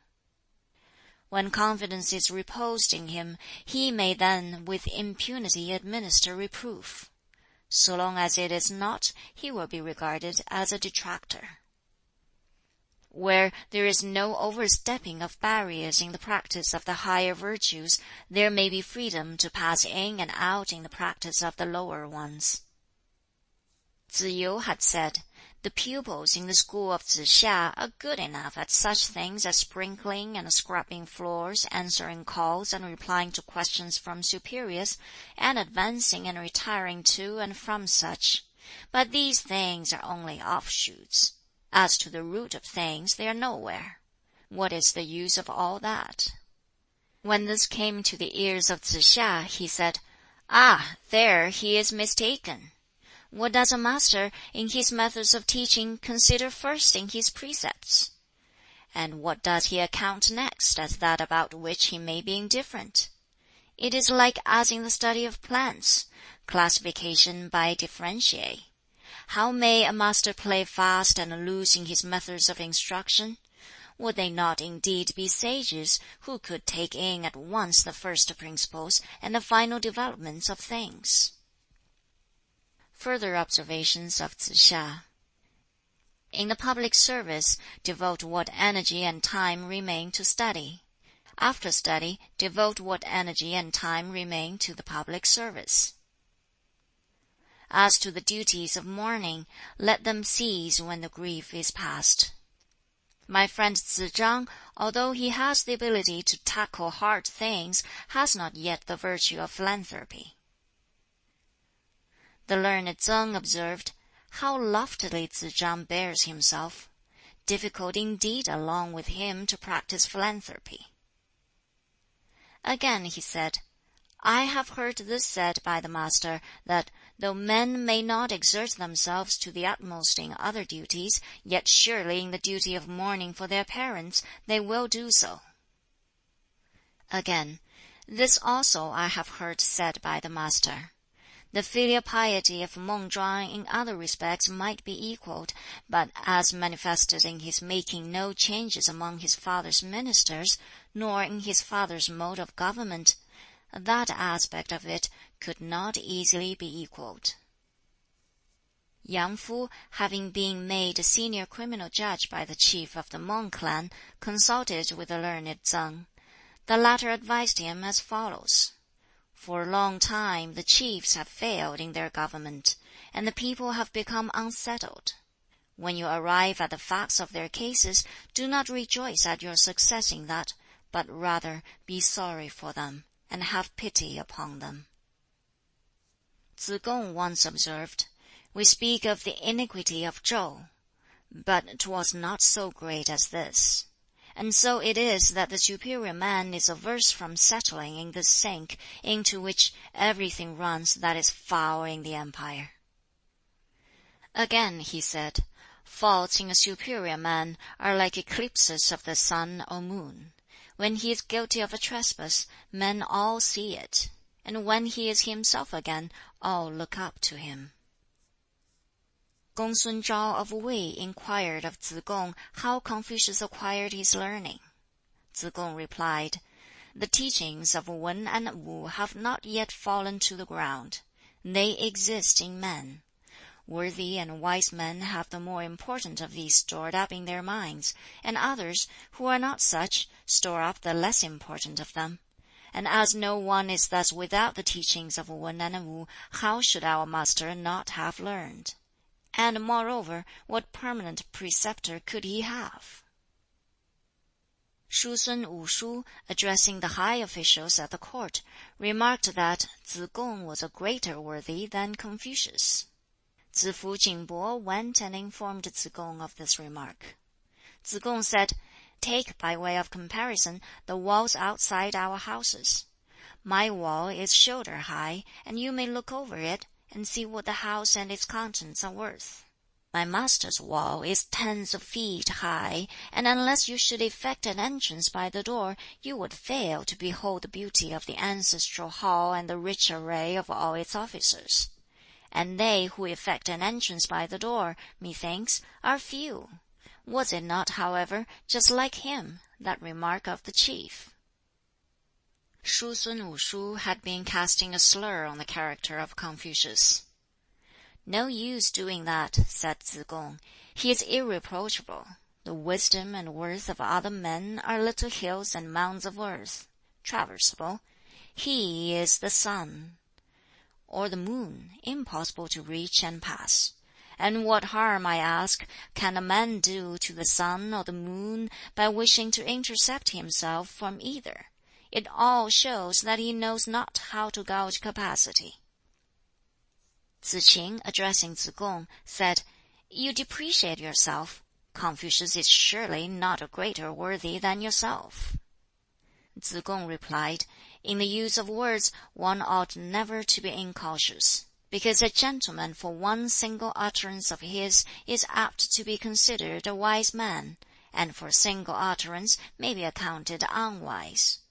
No more might one think of attaining to the Master's perfections than think of going upstairs to heaven. Were it ever his fortune to be at the head of the government of a country, then that which is spoken of as establishing the country would be establishment indeed. He would be its guide, and it would follow him. He would tranquilize it, and it would render its willing homage. He would give forward impulses to it to which it would harmoniously respond. In his life he would be its glory. At his death there would be great lamentation. How indeed could such as he be equaled?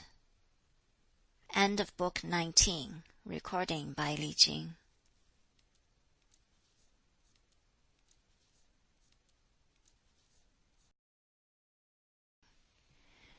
Extracts from the Book of History.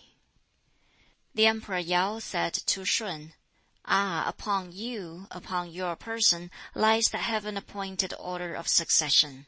Faithfully hold to it, without any deflection, for if within the 4 seas necessity and want befall the people, your own revenue will forever come to an end." Shun also used the same language in handing down the appointment to Yu.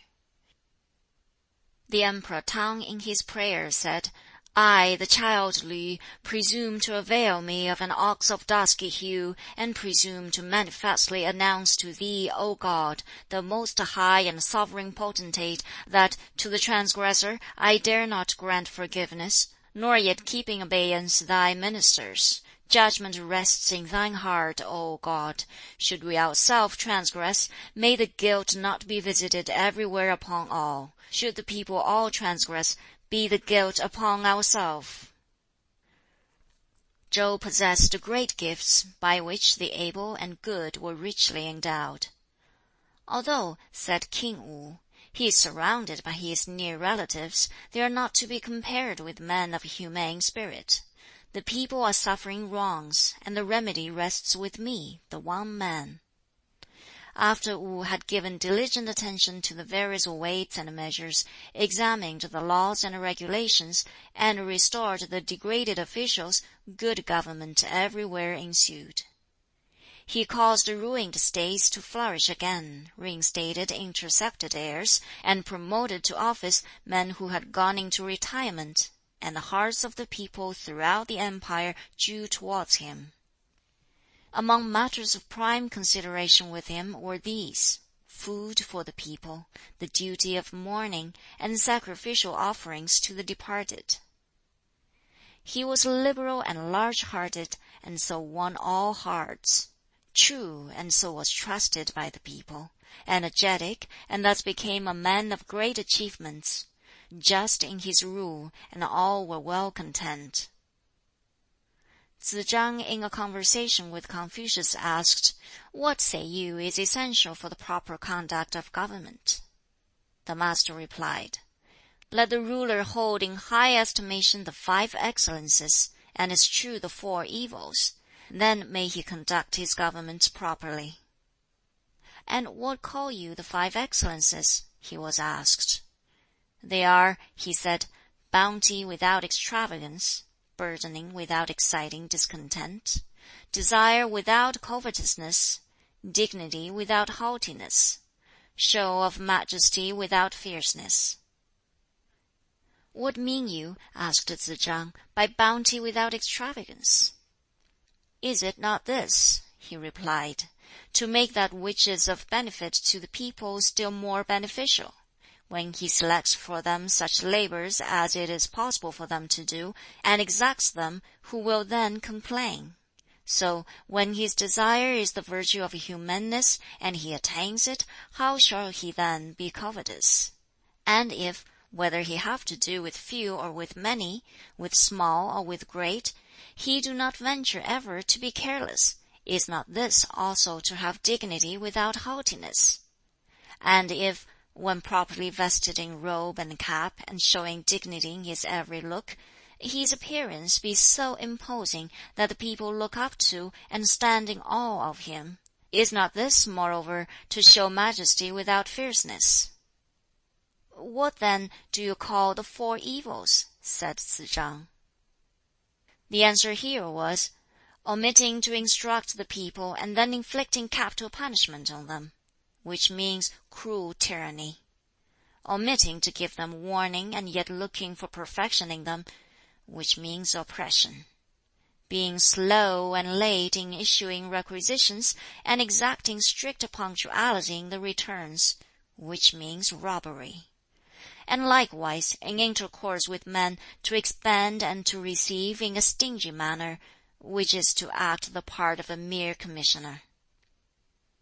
"None can be a superior man," said the Master, "who does not recognize the decrees of heaven. None can have stability in him without a knowledge of the proprieties.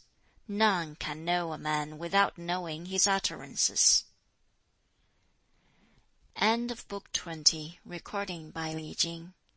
End of the Analects of Confucius, translated by William Jennings.